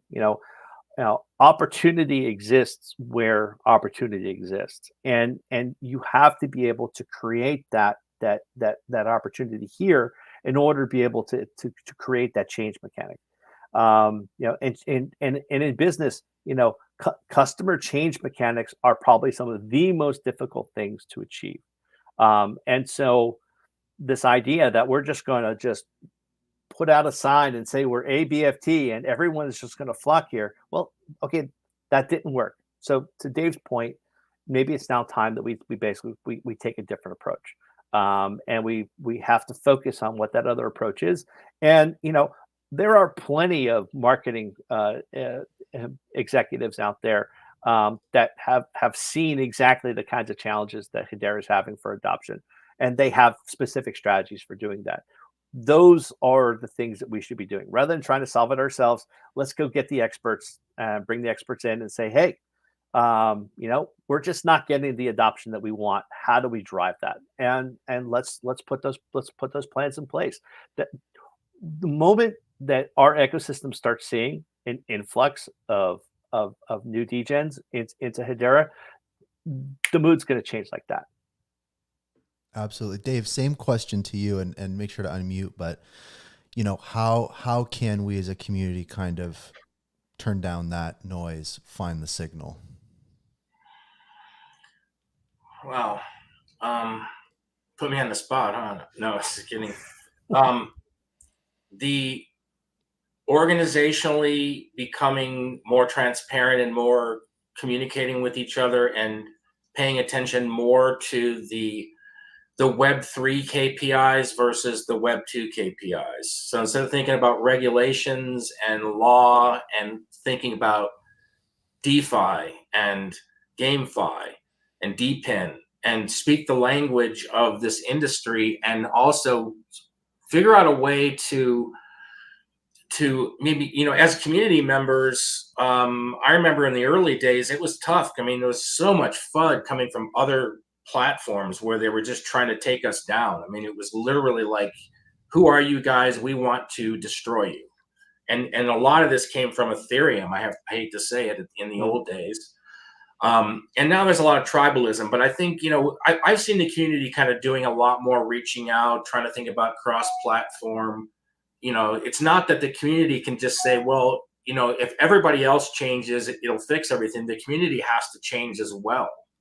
And the community is evolving. There's different players coming in all the time. I would just like to see, what I've always wanted to see is, if you want to get to, in a business situation where you can be, let's just say, doing better than your competition, you have to be able to look at the KPIs and say, at least on these levels, we're equal. And if we're equal, then I can exceed it and say I'm better. Yeah. But if our TVL and our RWA and we're not being paid attention to by the crypto media, I mean, there's a really easy fix that I really would like someone to explain to me, why you can't pay to talk to all the crypto analysts. I know people don't like this, but in the old days, one of the companies I built in Silicon Valley, we raised $45 million from tier 1 VCs. We were paying Gartner, we were paying all these guys to get articles written about us. It's just the way marketing works. There's nothing illegal about paying for promotion, right? No, not at all. Now, all you have to do is say, we can only talk about these aspects. I mean, I've never understood why you can't just have a massive marketing program to say how cool Hedera is and how great it is. You don't have to talk about price. Just get people excited about, like, every party that I've gone to in the past 6 years, I've asked every time, do you guys know who Hedera is? I've never seen one person say yes. Right. I've had to explain it to them. And so politicians who are now making laws in DC, I'm not saying there isn't anything going on there, but I don't know if I put it on a pedestal saying that we're like making front and center news. And right now, the reality is CoinDesk and Cointelegraph and all these media outlets that everybody, loves to hate, those guys are the ones who are promoting everybody. It's Masari, it's Lunar Crush, and we all know who these players are. We need to be on their radar, not only as an organization, but even the community and I'm guilty of this, of instead of being like kind of toxic towards them, we need to be kind of like trying to work with them. And it's hard because when they shunt you and they obviously keep you out of the loop because someone else paid them to be on the front, how many times have we seen the most transactions in the world are this chain that we've never even heard of? And it's like, where does this come from? It's like, it's misinformation. So I treat that as we as a community need to keep and accelerate the process of calling that out. But if the organizational structure is not going to do anything about it, and they're just going to leave it up to us, it's not an optimal way to get to the next level. I mean, we need to have a marketing engine that's Web3 focused and gets us on the radar of these guys. And if you have to pay for promotions, I don't see any issue with that. I don't think a regulator would care. It's like all they care about is you're not talking about whatever the terms are. I'm not going to get into them that you can and can't say. I'm just saying that's the easy way out of this, is just don't say those words. Doesn't mean you completely ghost yourself from the entire industry that you're in. You know what I mean? It's like there are like rational ways to weave around those limitations, the way I see it. Mm-hmm. Yeah, Dave, maybe what we really just need, and maybe the simplest thing is, we just need now that we have the HBAR ETF on the Frankfurt Stock Exchange, maybe we just need Nancy Pelosi taking a big position in that, and then that'll be all the marketing we need. Yeah, we need some actors that can make a big deal about it. Yeah. I think that, we've hit on so many important points here, and I feel like I've got a bit more of a broad perspective just in regards to the higher level of this, and kind of really pulling back and getting a more holistic picture on what's happening. Because I think that a lot of the conversation really has been focused on the recent events with the HBAR Foundation. But as we're learning and talking, we're starting to realize that this is a much broader ongoing conversation that has really just had an exclamation mark put beside it. And so I really appreciate you guys and all this time to really, help us kind of pull back a little bit, get a bit of a 50,000 foot view on some stuff, and potential ideas of maybe where it could have gone wrong, where we can make it go right. Being reflective, being forward-looking, and doing it in a way that's open. I mean, that's what this is all about. Is just being open, having a conversation, and bringing everybody along. But I wanted now, just because I know that we got to wind down the show soon, but I wanted now to just touch on your projects. Dave, I wanted to go to you first, and then Tom, I know that we've got a little bit of alpha that we want to share about PixFi. But Dave, really quick. What's going on at Taekion? What's new? I know I had you on the show months ago, so it's been a while, but I'm curious to know kind of what's going on in your neck of the woods. Yeah, so just a couple of quick bullet points. I mean, we converted our dynamic consensus so that we use the public Hedera consensus service, and it's not the first beta. It was a private beta. It wasn't designed to be a public beta. And we signed up about 500 people. We didn't have that many people actually participate, but with a test net, we basically showed that you can drag and drop with a web page using a connector to HashPack and basically a Chrome extension with where your keys are stored. You can, within a couple of seconds, drag and drop files off your computer and store them. And our system stores all the files fully on chain. It's not a distributed file system like IPFS. And it uses a private blockchain, but it uses the public Hedera consensus. So we're finalizing some of our innovation capital contracts with the National Science Foundation. I think people know we got funded by U.S. Air Force, DOD, and DOE in the past. And so we're now reaching this sort of end of the R&D prototyping stage of our project. And around Q3 of this year, we'll be not doing the government innovation grants anymore. And so what we're doing now is raising capital, looking for resources to launch a mainnet, and still built on Hedera, and basically become really more around. We've gone from we were really funded to protect critical infrastructure. I've worked on a lot of critical infrastructure software projects in my career, and we were really funded to protect critical infrastructure. But Web3 is a different animal, so we're really kind of moving down a path of the verifiable web. About how do you build a system that allows you to have authenticity and integrity of data in the era of decentralized systems.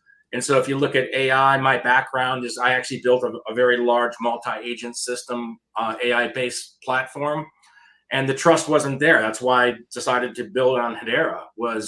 It looked to me like one of the best platforms to build on. So we're continuing down that path. We want to launch a mainnet and launch a token, but we haven't been able to do that while we're still under contract. Right. And so in the next year, we're going to just pay attention to my tweets and what Taekion is saying. We've been a little bit stealth underground, and we, as Brandon just pointed out, we kind of took our website down and just made it a landing page, because as we shift to a Web3 mainnet, it's a very different animal. And so our hope is to really continue to build on Hedera and to bridge into the Hedera ecosystem. And there's a lot of partnerships. I mean, if you look at DPIN, the whole DPIN category is going to require the ability to have really high levels of data integrity and be able to protect against things. But what really where the direction we're going is around AI is essentially what's been determined is AI has now become so sophisticated that it's really impossible to say you're really going to be able to tell by using even AI to determine if something's fake. So what we're really doing is saying, register it with us first, it's fully on chain, and then over time we are going to machine and human attest to make that data more authentic and more verifiable.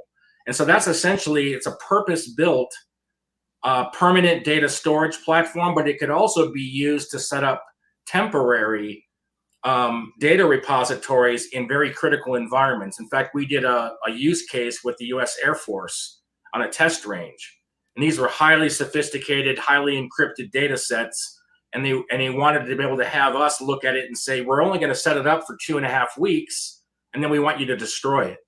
But during that time, while it's operating, it's mission critical.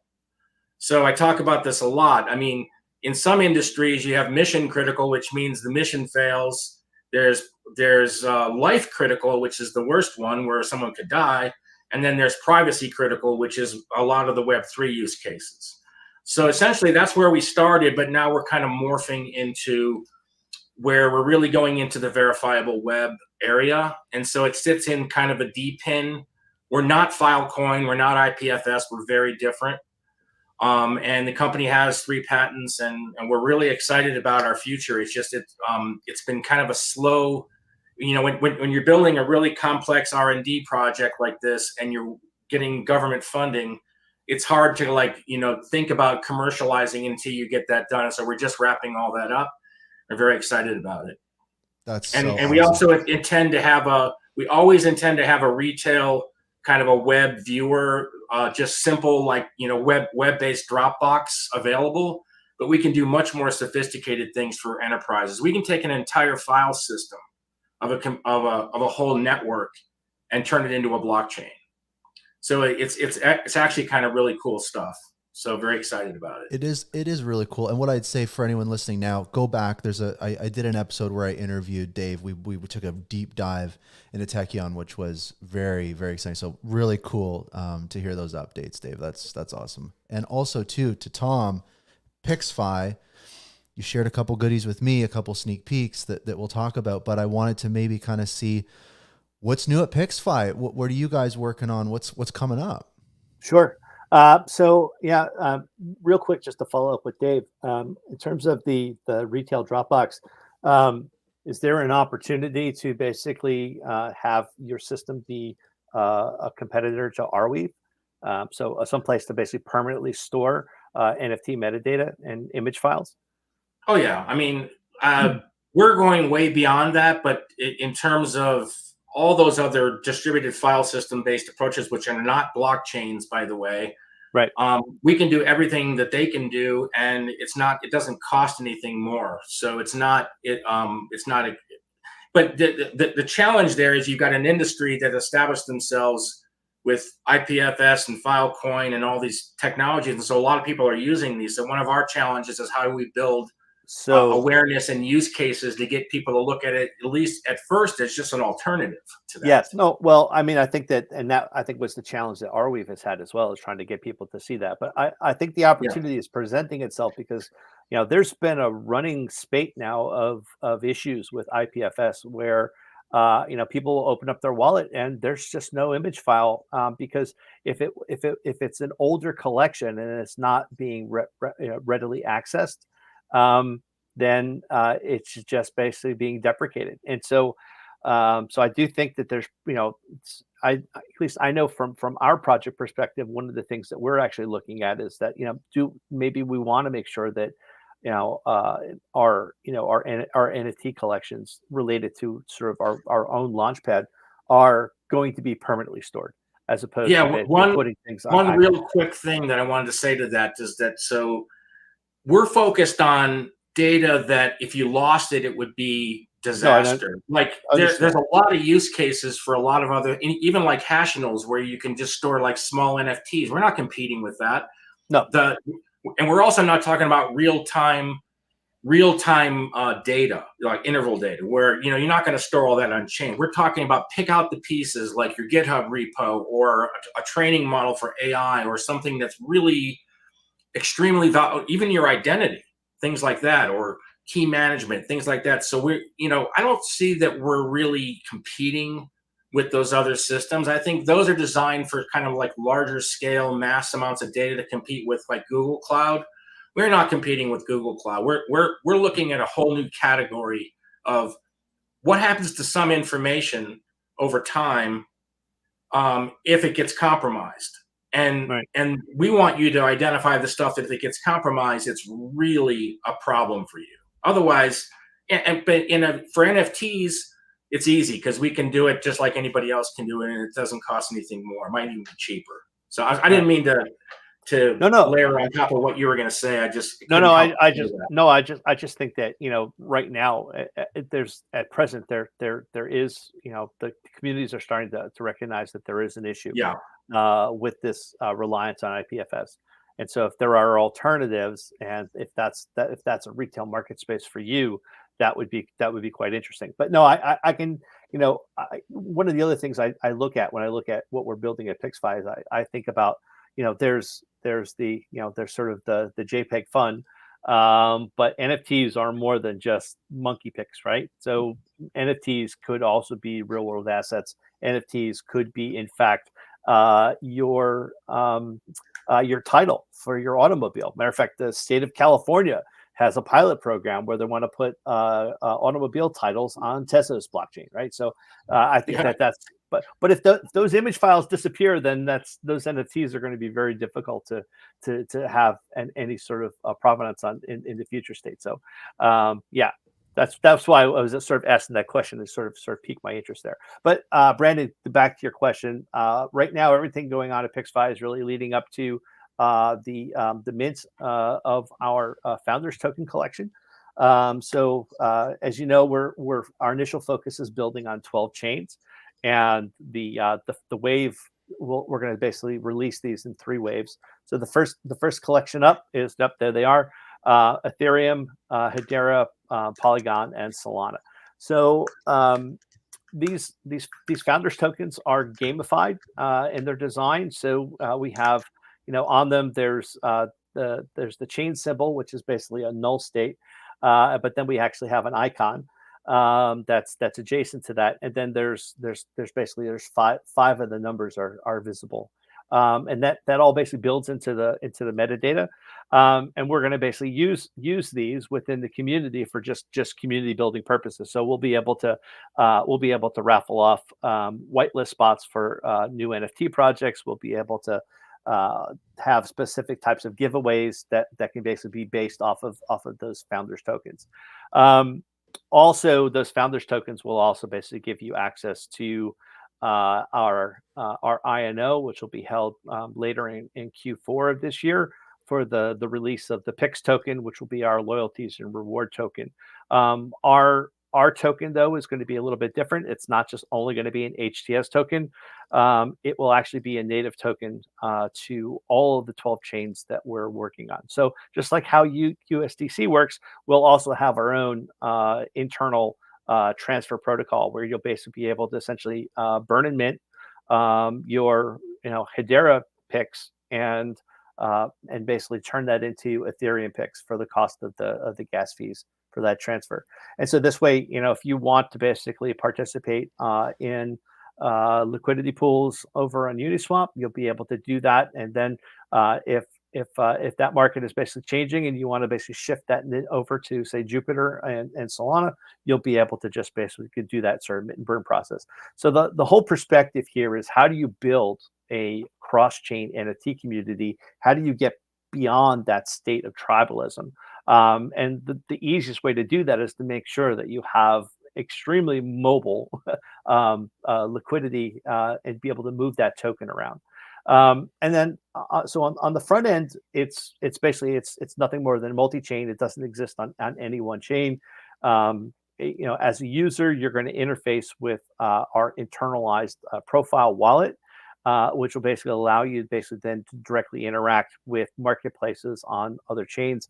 So obviously, the first marketplaces that we integrated were OpenSea, Magic Eden, Centex, right, to represent these first four. But as we then expand out, we start adding more and more marketplaces to that. And then once we have basically the major marketplace on each chain, then we'll start focusing on the secondary marketplaces on those chains as well. And so that's the marketplace piece. And then on the back end, and those are the tools that really start to come out next year, is when we basically start bringing in all of the NFT DeFi tools. So our own NFT protocol will initially focus on NFT rental and peer-to-peer loans. So that'll be a really good tie-in, I think, to the stuff that's going on with Bonzo, as well as it'll be a good tie-in with the activities at Saucer Swap and some of the dexes on other chains. But this way, people will be able essentially to take positions. And the advantage here is now you actually now have an NFT activities that don't even require you to own NFTs, right? If you want to be a lender, you can just basically be a lender and not have to worry about actually owning NFTs. And then we'll start adding all the other types of NFT tools that exist in the marketplace. And there's some really innovative and cool ones that we can bring to the table. Obviously, there are there's your standard type of staking liquidity pools that involve pairing of a fungible token with a non-fungible token, and so those are going to be more like an AMM DEX style system. But there's also things like fractional ownership, where you can basically take a Bored Ape and basically convert that into fungible tokens and basically divide that value and share that value. But then as a group, then basically you manage that NFT that you all own in terms of being able to stake that, maybe do lending off of it and so forth. So there's a lot of interesting primitives and derivatives that you can drive from that type of tool.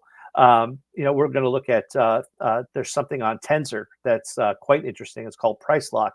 Price Lock basically is a peer-to-peer activity where you have a floor price that you can track, and that tracking a floor price, say from an AMM style LP, is probably going to be the most reasonable way to approach this. But then Price Lock basically allows you to take side bets, essentially, right? So basically long and short positions on what that floor price will be in 1 or 2 weeks time frame. And so it's really sort of are things that basically sort of to drive sort of that degen behavior around NFTs, but also provide people sort of an opportunity to finally start extracting some of that liquidity that's basically just residing within those NFT collections. Creators like these tools a lot, because what that does is it takes a lot of the NFTs that normally would just be listed and just sort of sitting on on a marketplace, it takes them out of that pool and basically helps drive sort of that floor price, which obviously, helps those projects, because if they're getting royalties off of the trades that are resulting from that, if the floor prices keep accumulating, then that's basically then providing more capital to these projects to keep innovating and doing new things. So it's really, the focus is to basically provide these types of opportunities for individuals, but also really to sort of help creators do new and more important things. And then the last thing that we're working on, and this is going to be directly tied to the way we're handling our NFT Founders Collection sale, is basically that becomes sort of the nexus and the basis for what will be our cross-chain marketplace. And so if you think about it, if you're an NFT creator and you really want to reach a maximum community, do you just want to only mint on Hedera and sell on Hedera? Or would you rather have the opportunity to say mint on Hedera, but then partition a part of that collection, and have some of those basically being offered for sale on Solana, and some being for sold on Algorand, and some of them being sold on Binance Smart Chain. So those types of opportunities just don't exist at this point in time. But we're building all the tools in the background to be able to eventually have that type of cross-chain launchpad capabilities. And again, the idea, the focus there is to allow for creators to really greatly expand their communities. That's so cool. And I wanted to share some stuff. I know you sent me some cool screenshots. So if you don't mind, I'll pull them up.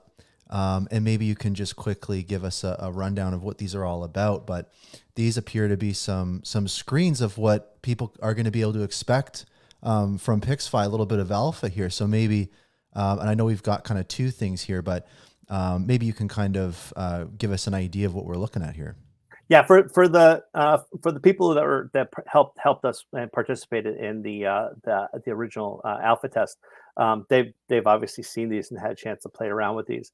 But essentially, at the top or to your left is the landing page. So that's where when you open up the app, you're going to basically have sort of centralized view, and so the way that the designer basically created this is that we can have customizable banners that can really sort of highlight sort of key core projects that have some new new releases, new mints, activities going on.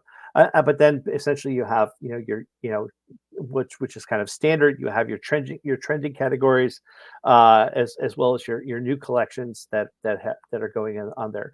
And then from there, essentially we have sort of the discovery page. And the discovery page is where you can basically start to drill down a little bit more. Now you're basically selecting.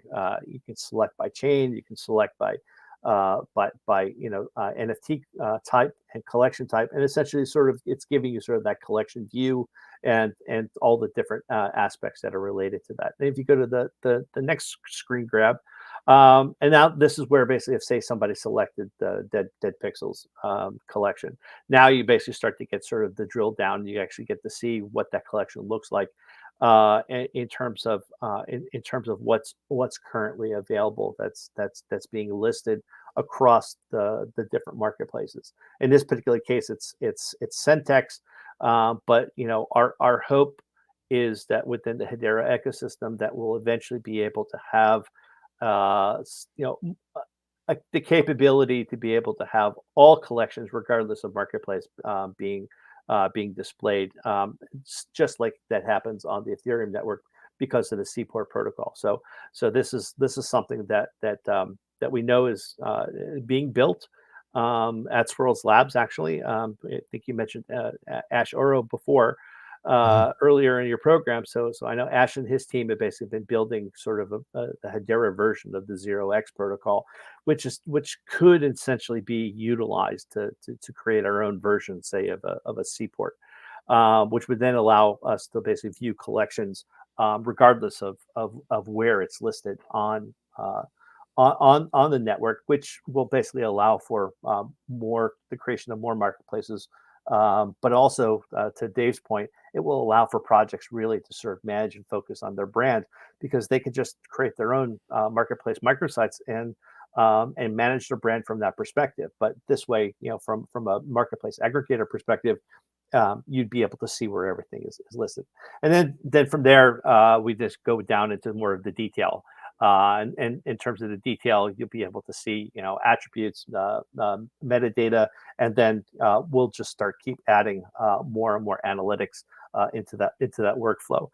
So I love the stuff that Cantor Codes has been building, and I love his focus on NFT analytics.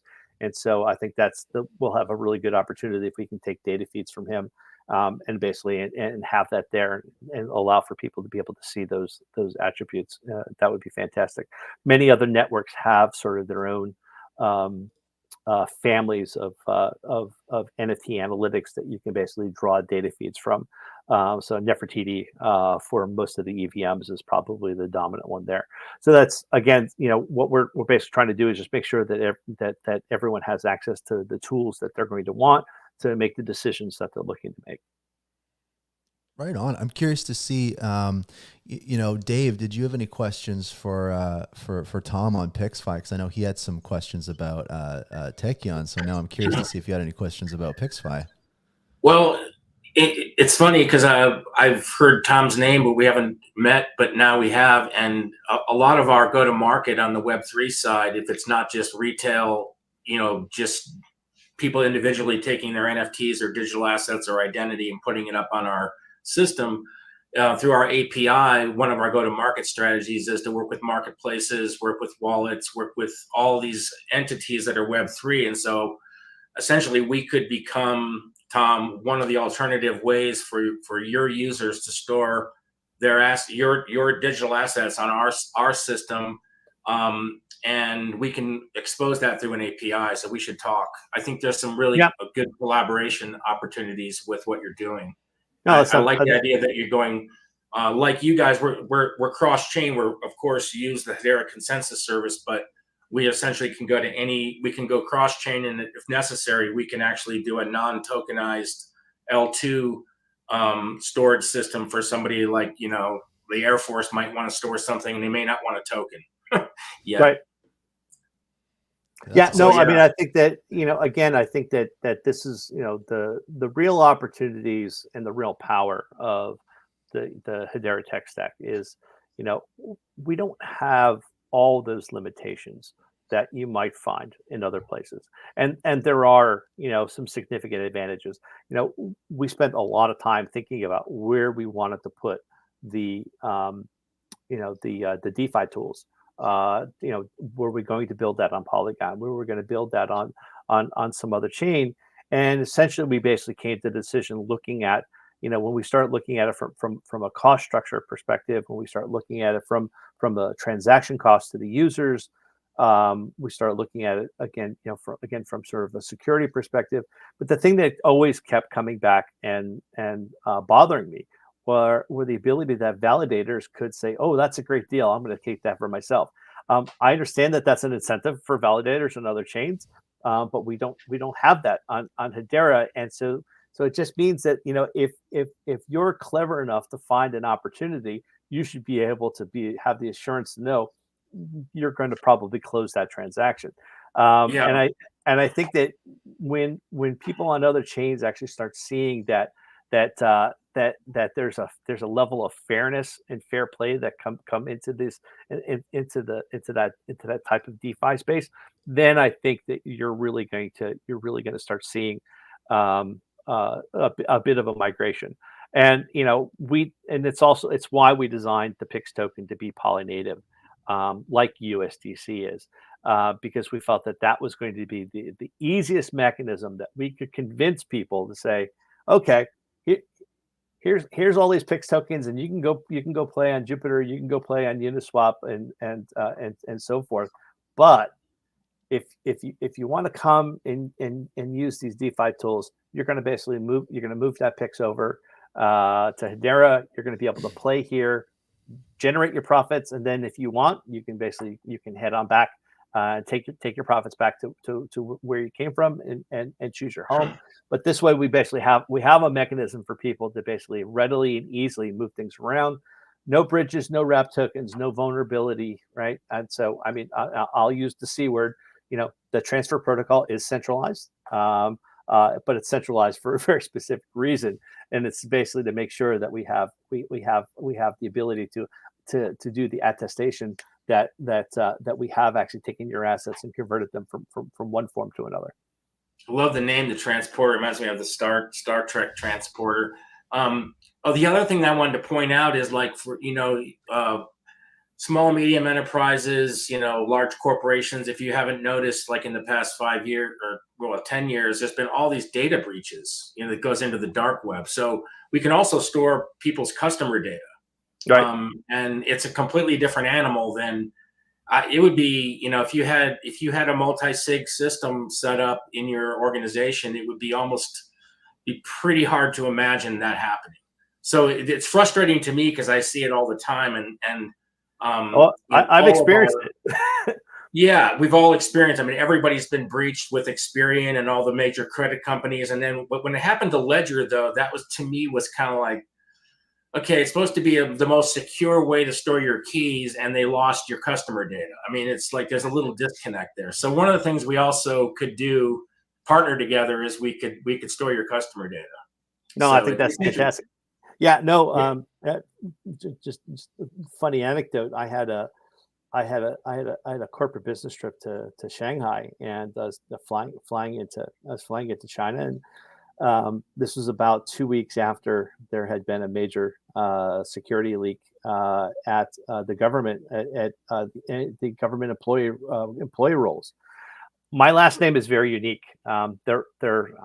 I'm basically the last Bega in the United States, and so my dad was and used to work for the government and was in the Secret Service, and so my name was very unique. And when it came up on the screen in China, they asked my name. They asked they asked if they knew my father's name. And asked me to basically step aside and go into a little special room. And I spent time in a little special room in China, explaining to them what my business trip was about and why I was there. And then when they let me go, I got to my hotel, and at my hotel there was my shadow agent was there, and this guy basically followed me around that whole business trip. And so, yeah, that was sort of my little story. And this was what, 2016, 2015.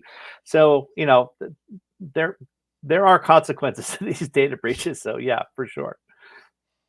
Well, it's actually, the statistics are, according to IBM, it's about $4 to $5 billion for a not even a pretty a massive data breach, right? I mean, right.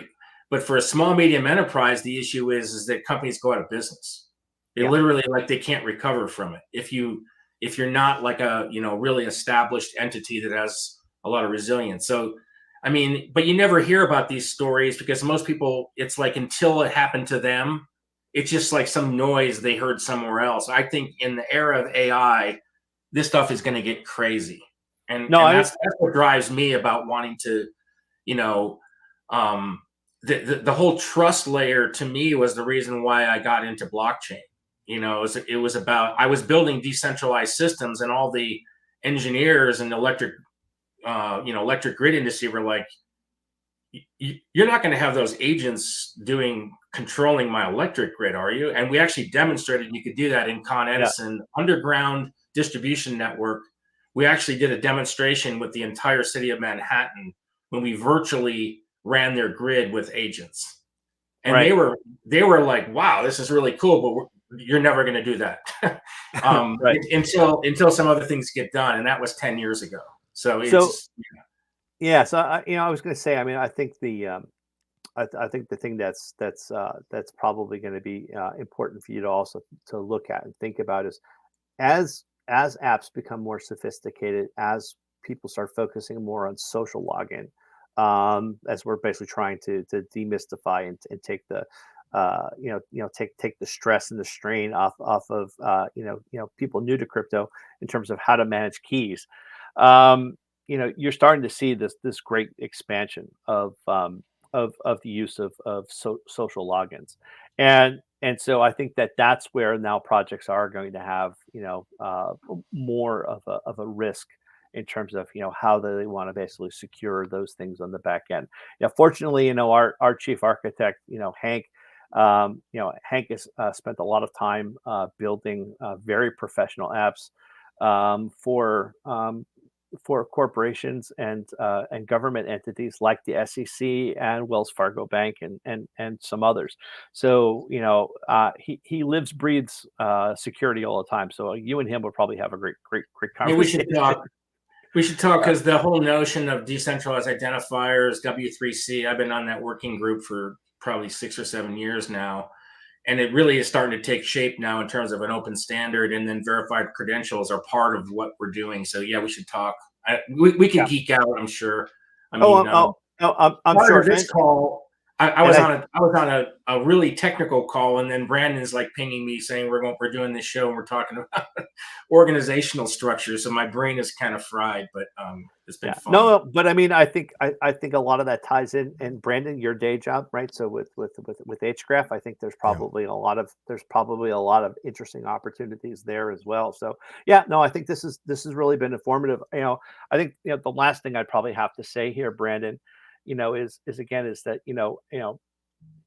our fate is whatever we want to make of it, right? So if we decide that we want to basically build a positive, inclusive, welcoming, fair, transparent ecosystem that has kick-ass technology and just the best people in it, then that's what we're going to build. But we just have to choose to basically to say, you know what, there's problems, there's growing pains, and we need to basically acknowledge them. We need to be able to call them out. We need to be able to understand what corrective measures can be, and then just say, you know what, we've done our part, and now we're just going to basically focus on the build and just keep forging forward.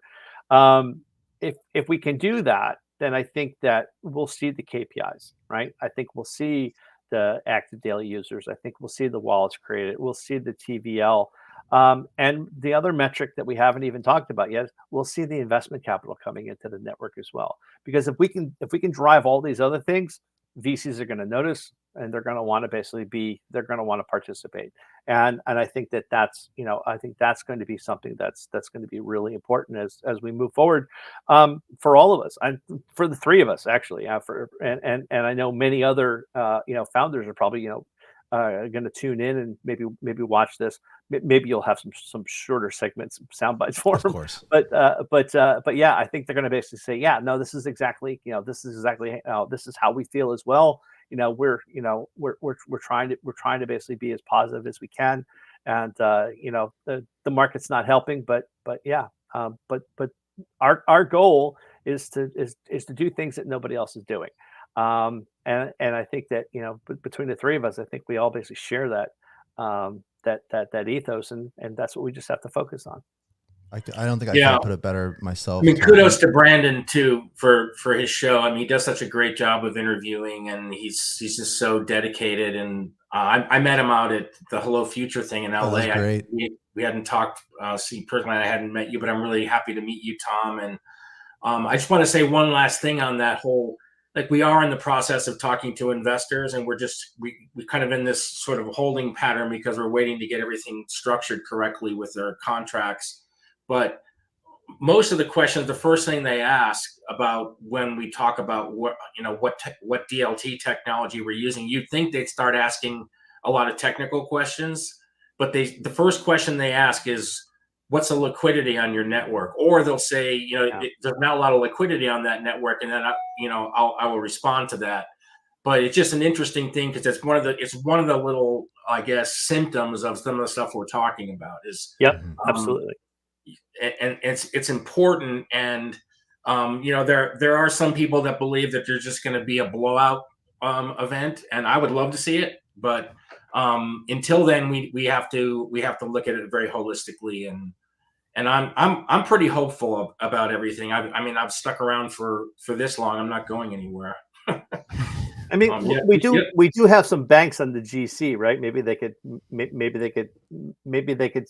least for a period of time, maybe park some liquidity somewhere and just help us get the attention that we need, so that other people go, oh, wait a minute, there's something going on over there. I want to see an all hands spaces, which is probably never going to happen, but it's sort of like a dream where you get like. That would be awesome. The largest DLT community ever, had the biggest space ever, and it could just be half entertainment. I mean, we could just play music for God's sake. We don't have to do anything. Just get on the space and be there, be present, and play some music. Well, gentlemen, this has been a absolutely fantastic conversation, and I think you both wrapped it up perfectly. I think that, it's really about building the community that we want, and the community that we want is something that is conducive to all the things that we're hearing every single day, the examples that we're seeing, what the other networks are doing. If the enterprises are telling us retail, then it's pretty clear. So I think that it's really just about, as you both said, it's not just Hedera and the organization's changing. It's also the community changing, and arguably in some ways leading, because I think that we hit on something important here, which is from an organizational standpoint, of course, startups are always on the bleeding edge. The enterprises come in and gobble stuff up. But I do think that in Web3, there is a dynamic of that where the community is in a position to lead. So if we can really, focus how we are approaching these conversations, I think we really are in a position to lead. Because I think that the Hedera community is more powerful. I think most of us understand. So again, very much appreciate you guys coming by and for the time. And this was an amazing conversation. No, it's been fun. Yeah, it has been fun. I apologize to the ADD folks. We're looking at 2.5 hours here. Hey, you know what? This is one of the biggest criticisms I get about this show is like, it's so long. But guys, I do clips. I post clips. It's okay. But I think that this is like, I'm a big believer that, live, long form conversation is just really important. I just think that it's an important thing to have in an ecosystem. It's got to be live, and can't have a time limit on it, because some conversations, you get a stinky bald guy calling in from a stump, and he starts talking about meme coins, and then also too, you have other conversations sometimes that just require so much time. And so I think it's having conversations, it's bringing transparency, it's sharing stories, and it's hopefully helping to share experience, listen back, learn. I think it's just super healthy, and I think we're breaking records with this episode. So really appreciate it, guys. I'm just laughing because I'm looking at the screen, and Tom's got Tom Bay, got PixFi, and mine is just Dave. It's just kind of like, I think it's kind of iconic, dude. This is my new brand. It's just Dave, because it's Web3. Dave's not here. Okay, guys, I'm gonna let you go. But thank you so much, and I'll definitely have you guys back on the show as the ecosystem walks on forward. Thanks, Brandon. Thanks so much, Brandon, for everything. Dave, nice meeting you, Tom. We'll definitely have a chat for sure. Right on. Take care, guys. Wow. Okay, so lots to think about, huh? I think that today we learned a whole lot, and I think that where my mind is at is I think we're going to be okay. I think that it's been a little touch and go here and there. I think that there's been a lot of confusion. I think there's been a lot of frustration, a lot of anger. And, I think that there's also been a lack of communication, all these different types of things we're talking about.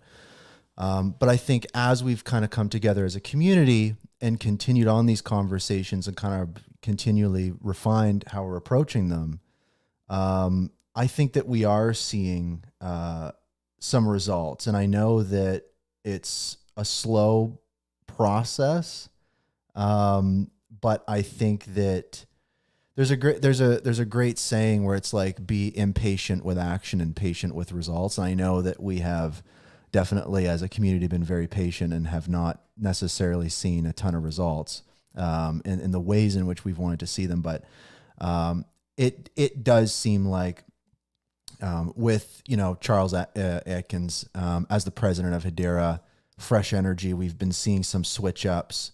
I do think there are changes happening, and I really think it's on Hedera to first, really communicate that they understand what's going on and that the community is being heard, and then start to demonstrate real action. And we don't quite know what that's going to look like, but we do know that Charles has his, social media account back. He did a tweet about meme coins, and the lawyers haven't freaked out. So maybe a little bit of a positive sign, but yeah, let's see what we can do to kind of keep things moving forward. I know there's a couple other things that I wanted to talk about on the show. It's been long enough. I really appreciate everybody listening this week. I think this, again, was an important conversation to have. And I think that, takeaways here are, let's not send death threats. Let's not do death threats. Number one. And then number two, let's continue the conversation. I think that, of course, we got to change how we're approaching it. Maybe some people are approaching it the wrong way, whatever it might be. I just think that even though we may not be seeing feedback yet, even though we might not be seeing the change we want to see quite yet, I don't think it's a time to stop the conversation. I think this is an opportunity for the community to step in, to lead. I think that the ecosystem needs that type of leadership. And I think that, when it really boils down to it, it's about really getting back down to the core values and core principles of what the network's all about. And it's kind of, as Lehman said, right? It's this vision of shared worlds. And it seems as though right now the world's not being shared as though it should be shared. And hopefully we can move a little closer to that. And that's the thing, that's a theme I bring up on the show quite often, is I always bring up the fact that it does feel, and has felt for years, I've been doing the show for years, like we do have two separate worlds. We've got the retail investor HBAR world. We've got the enterprise governing council kind of world. And I've talked that the big goal here is to move them closer and closer, to redefine what community means. When we talk about the Hedera community, it's unfortunate that we also don't mean the governing council members and different stuff like that. We actually don't see them as part of the community. I think that's a big issue. And unfortunately, I think that recently those worlds may have drifted further apart instead of closer together. So I think this is a wake-up call for so many people across the board. I do think that the action has started. As we kind of read into Charles' tweet, it's been months. I do think that this recent bombshell has definitely illustrated the sense of urgency to the community, to these organizations. And unfortunately, we just kind of have to see what's going to happen. The change that we want to see is going to happen when it happens. But I do overall, myself personally, from the folks that I speak to, the things that I'm seeing, I just feel incredibly optimistic. I think that there has definitely been a vacuum created in leadership. We haven't had that type of leadership. And I think that for better or for worse, in every way, the community has stepped into that vacuum, and we're refining the ways in which we talk. And I do believe that the community can provide that leadership. And yeah, maybe we can maybe someone can do a spaces with, everybody coming on. I mean, my show can be a place as well for these conversations to happen. And yeah, as King Solomon will say from Genfinity, we've got to break down barriers. We've got to tear down silos. We have to bring things together. Decentralization doesn't mean inherently to separate, to compartmentalize. Right? You have to have that interconnectedness. You have to have that communication. You have to have that transparency. And you have to, you do have to have accountability. I think that's a longer conversation, but so many different things. And there's so many different takes out there that you'll agree with, that you'll disagree with. Many people might disagree with me and thoughts that Dave and Tom shared today. But the one thing that we can't say is that this isn't an active community, that it isn't a powerful community, and that it isn't a community that has something to say. So for everybody in the HBAR community that's really pushing the conversation forward in a constructive way, just massive shout out. You're the reason why I'm in the ecosystem, and to, leadership, the governing council, all those types of people, join the community more, because I do believe that the people that use the network will come to control it. And a lot of the people that are in control now aren't necessarily using it. So I do think there's a disconnect, but I do think what naturally will end up happening is the people who use the network, submit transactions to the main net, build, those are the people that will come to control the network. I don't watch the show, but there's a great Game of Thrones quote. So there's some characters that say the phrase, those on the margins will come to control the center. And so I think that's the reality stuff. I think it's healthy. That's decentralization.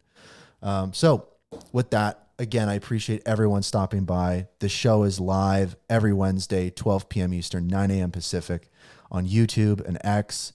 And it goes out on podcast platforms everywhere. If you don't have the attention span to listen to 17 hours of me talking with friends, there will be clips posted, all that good stuff. Share, subscribe, whatever you got to do. I really appreciate the support. And you can also make a contribution with HBAR. The show has an HBAR wallet. It's how I make all this happen, essentially. It really is viewers of the show that pay for it to make it grow. And that's how the show is supported, is just listeners, the community members. So it's just incredible. But anyways, I appreciate everybody for tuning in. This has been a marathon, an important conversation. Huge shout out to Dave from Taekion and Tom from PixFi and all the builders out there. If you're building in Hedera, shout out to you. And with that, my goodness, another week is still in the works. We still have to see kind of what's going to happen. Where's the feedback loop? We'll see. I'd say hang in there. I'd say let's go watch the Lehman Harvard talk again. Let's go put that on and chill out a little bit. But anyways, appreciate everybody tuning in. As usual, hella future, goodbye past.